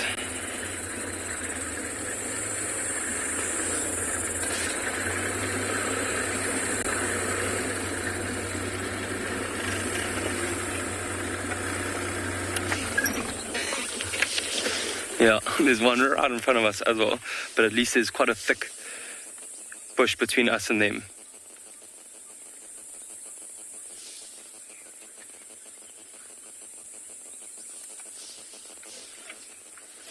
See that young one just between the two that have locked horns there, locked tusks rather. There's another young one just coming through now, much smaller. Look at them play fighting there, wrapping their trunks around each other.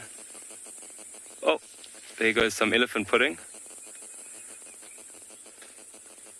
But we're going to send you off back to Lauren with those baboons while we sit here for a while.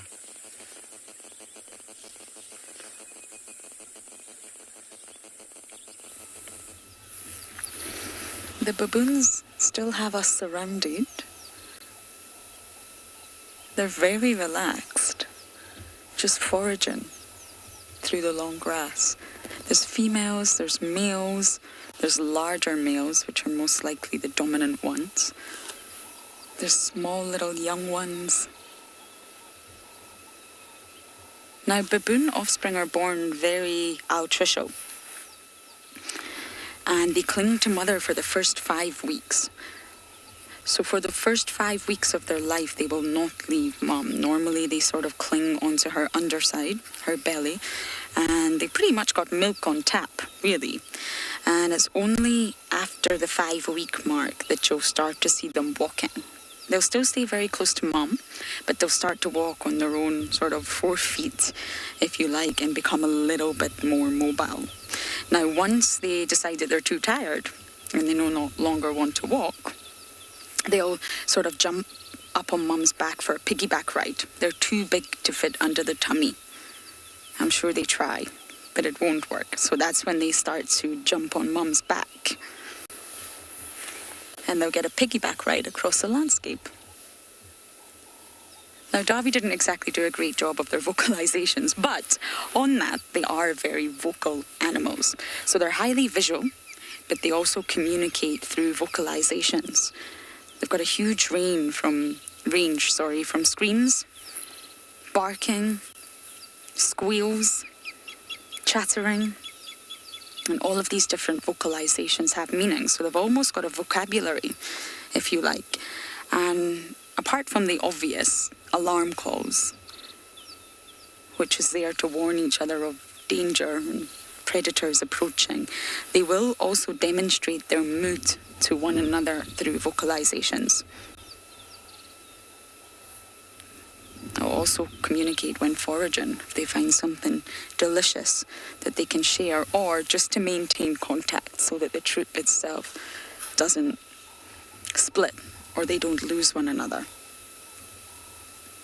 But because they're highly visual, they can also read and understand one another through facial expressions, using their lips and their eyebrows.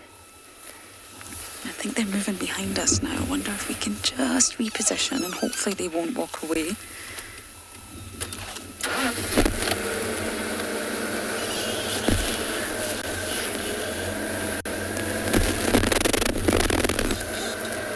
How's this, Dobby? There's one sitting up in this, I think it's a cluster leaf over there.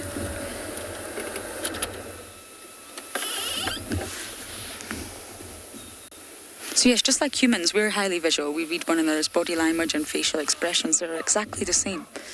Oh, there you go. Can you hear them? They're running behind us now.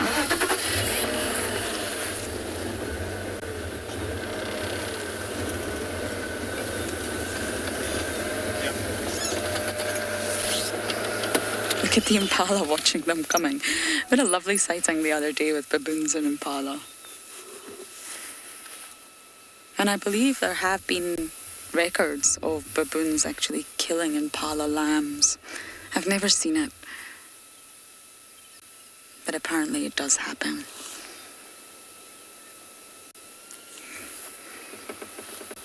But this male, this ram, looks unfazed by their presence.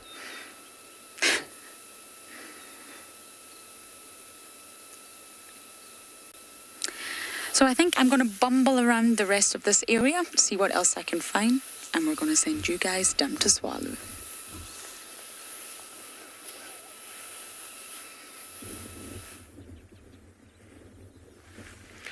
All right, striding across the landscape of Tswalu, sometimes you have to work really hard to find certain creatures, and sometimes they are so large you don't have to work hard at all.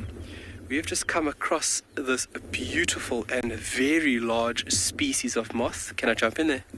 Very large. I just want to just hold it so you folks don't get a bit seasick. This very large species of moth that we've come across. Look at the size of this thing, folks. Very beautiful. I'm just holding it so that Craig can get us a good shot on this beautiful species of moth. So moths typically nocturnally flying, wings are open when they're resting. They have hairy antennae in comparison to a butterfly, normally daytime flying. Antennae are clubbed and then the wings are closed when at rest. This is a very beautiful species and very large. You can see in comparison to the size of my hand that this is a large moth, almost large enough to attack me. It's big, beautiful circles. Those are false eyes. Those are there to trick and fool a predator, to fool it that it is being watched with these very large owl-like eyes. False eyes, very, very common within the animal kingdom, and something that is very useful when it comes to evading hungry tummies. So this is a species of emperor moth. I'm just going to turn it around because we have the luxury of seeing the underside. You don't normally get to see the undersides of moths and butterflies. But now that it's just resting over here, look how large the abdomen is. It is a giant moth. So emperor moths, if you look at emperor moths, a very diverse species, or group of moths itself, and it actually contains one of the largest moths in the world. In South Africa, our largest species of emperor moth would attain a length or width of about 180 millimeters, which is fairly large. And there's a few different species in South Africa, but these guys, the most incredible thing about these moths, you are seeing an insect that has emerged and is only very, very short-lived. If you take a look at these individuals, when they emerge as adults out of their cocoons, they have about 3 to 5 days of a lifespan. So 3 to 5 days, they find a mate, they lay eggs, and then they die. As adults, they do not feed, which is quite incredible. Just think about now, we are looking at this individual, and it is within a very short window that we are having the luxury of seeing this beautiful moth. So with these moths, if you take a look over here, you can see the wing is kind of curled. You'll see that a lot of the species, you have this end part at the end of the wing coming out and being almost hook-like.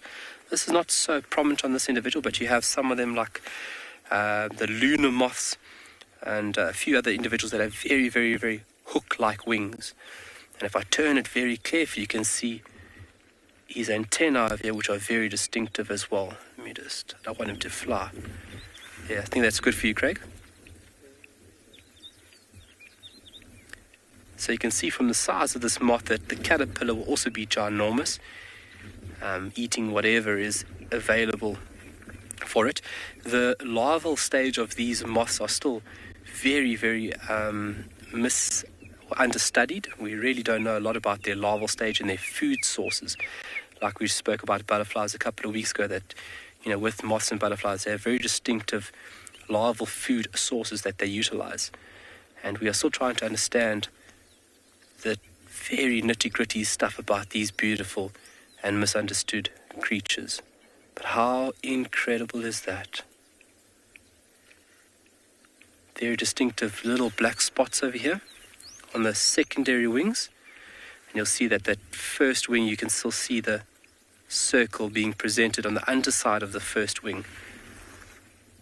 Unbelievable.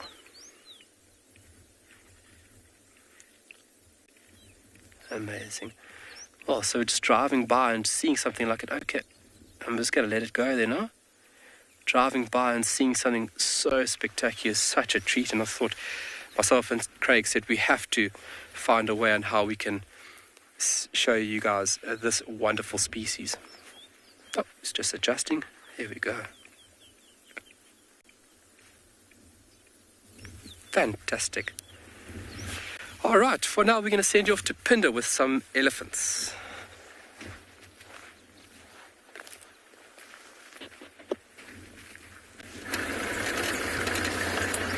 Welcome back to andBeyond Phinda. We are still with this herd of elephants, but they're slowly moving down the road now.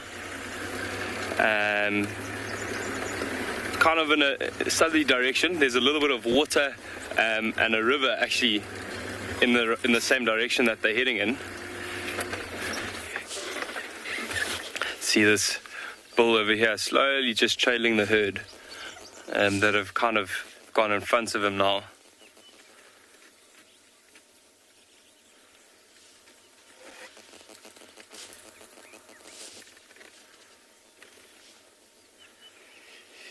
As he opens his ears like that, look at those, all those veins behind his ears. Really, really close to the surface. And on a hot day like this today, the sun's coming out now and it's really starting to heat up. Those ears will start flapping slowly, and that'll just help him cool down his body. All the blood that's close to the surface of the skin there, in those veins will be cooled by flapping and then be passed around the body. Almost like a radiator. On really hot days, you'll see those veins look extra big.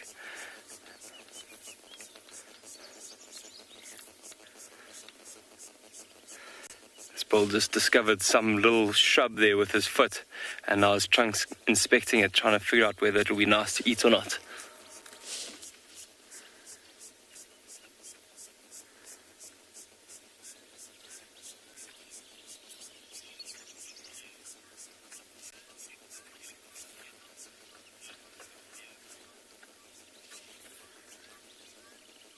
See him just using his foot there, trying to get those roots out now, wrapping his trunk right around that bush, and using both his leg and his trunk together quite nicely to try and get that little shrub out. You can imagine roots have a lot of nutrients as well, so they don't want to waste any of that little shrub.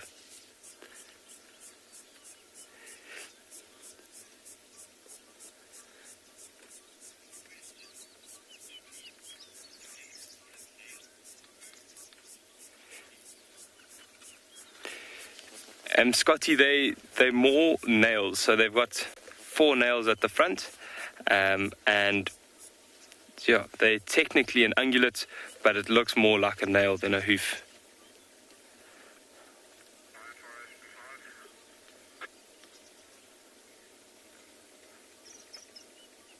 You can see him slowly just feeding on that little shrub that he's managed to rip out.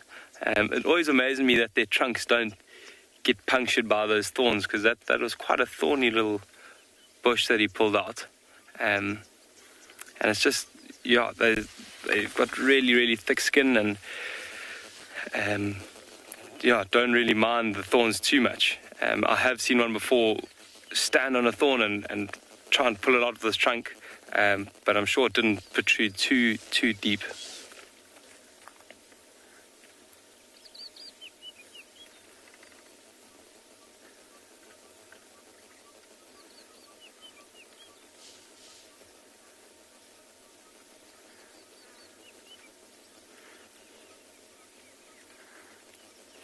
Slowly moving its tail from side to side. Maybe as it's heating up, there are a lot of flies that are around now as well that might just be annoying him.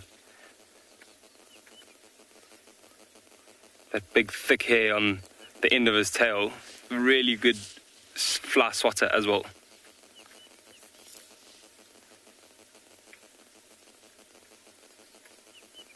Look at him using that 1 foot, not sure if you can see from that angle, just to push down the bush and to try and get to the main part that he could rip off with his trunk. When you go forward a little bit, you might get to see that.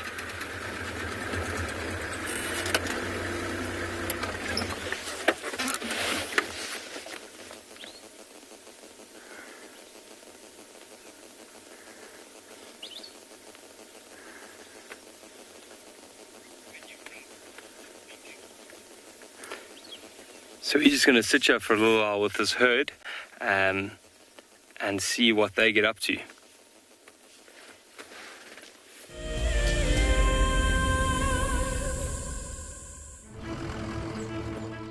My name is Taylor McCurdy and I work for Eco Training.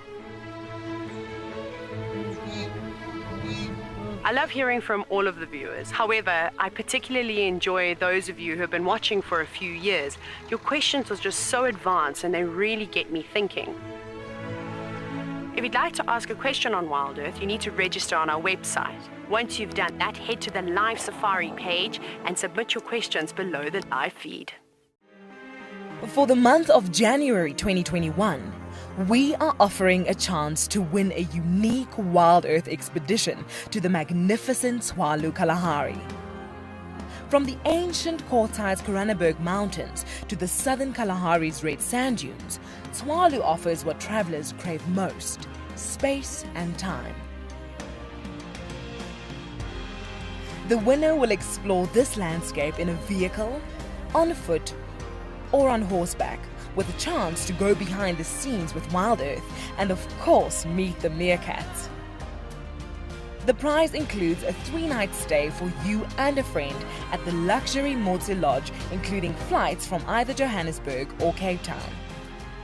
Open to all WildEarth explorers who have signed up before the end of January 2021. Terms and conditions apply.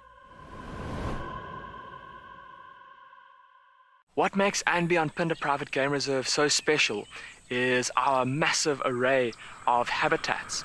And with that comes, of course, a beautiful diversity of landscapes, but also an incredible biodiversity in terms of plants, bird life and animal life, as well as, of course, our conservation success stories with cheetah, with rhinos, now with pangolins too.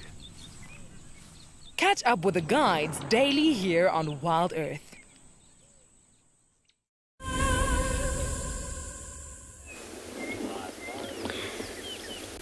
Thank you very much. So now, there's another leopard over here. Looks like this is a Talamba now, our princess.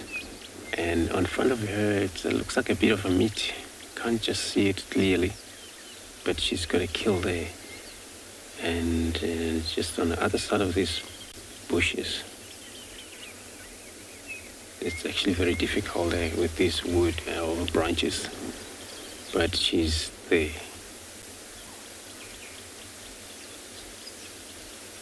And it's amazing, you know. Actually, Simon spotted, was actually a morning leopard today. She's actually full belly as well. She's probably been here for quite some time. Maybe since yesterday, nobody drove in this road over here. Or maybe she was on the ground, it happens.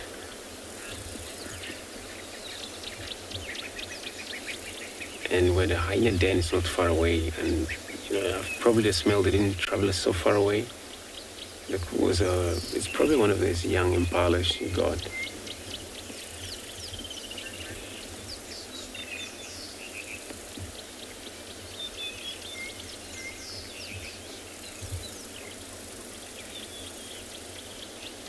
But she's so peaceful there, and it's kind of like not easy for her to be there. That branches she's at, it looks like it's not actually suiting her very nice to pose comfortably. But she tried her best. See how she positioned her legs.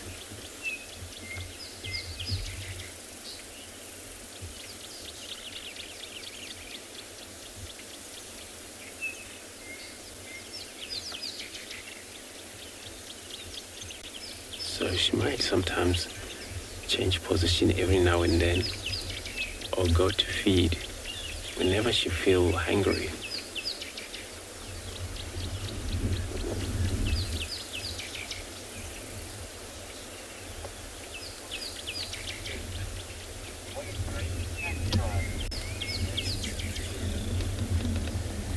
So 15, you're right, it's been actually fantastic. It's where's the morning a cat's drive, you're right. Started from the leopard and the lions, and another leopard with a baby, and another lumber, the leopard again. So it's been a morning, a leopard, you're right. Just always, never get tired of watching cats. They're so beautiful. And when you see two, sometimes even one, that it counts, because so much difficult sometimes to find them, especially leopards, where they spend a lot of time in thicket. Some places where they spend times you can't get in, but they're there.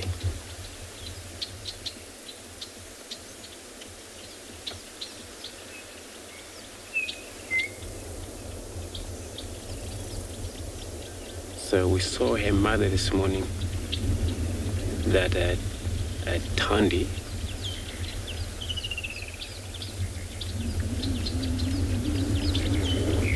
So Kalamba, she's actually on her territory right now, which is we're on Fulmans Deep. It's just the South Quarantine there. This is where she operates and move in and out. Sometimes she would shift further north into Bebelesuk, come back this area, check, reactivate her trail scent marking over the border between her and the Shidulu, the shared border between.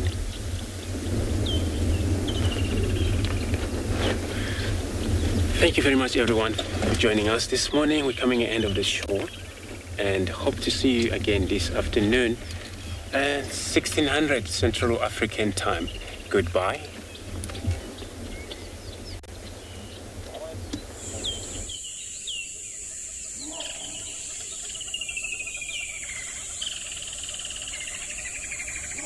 Live coverage of an African safari and may include animal kills and carcasses. Viewer discretion is advised.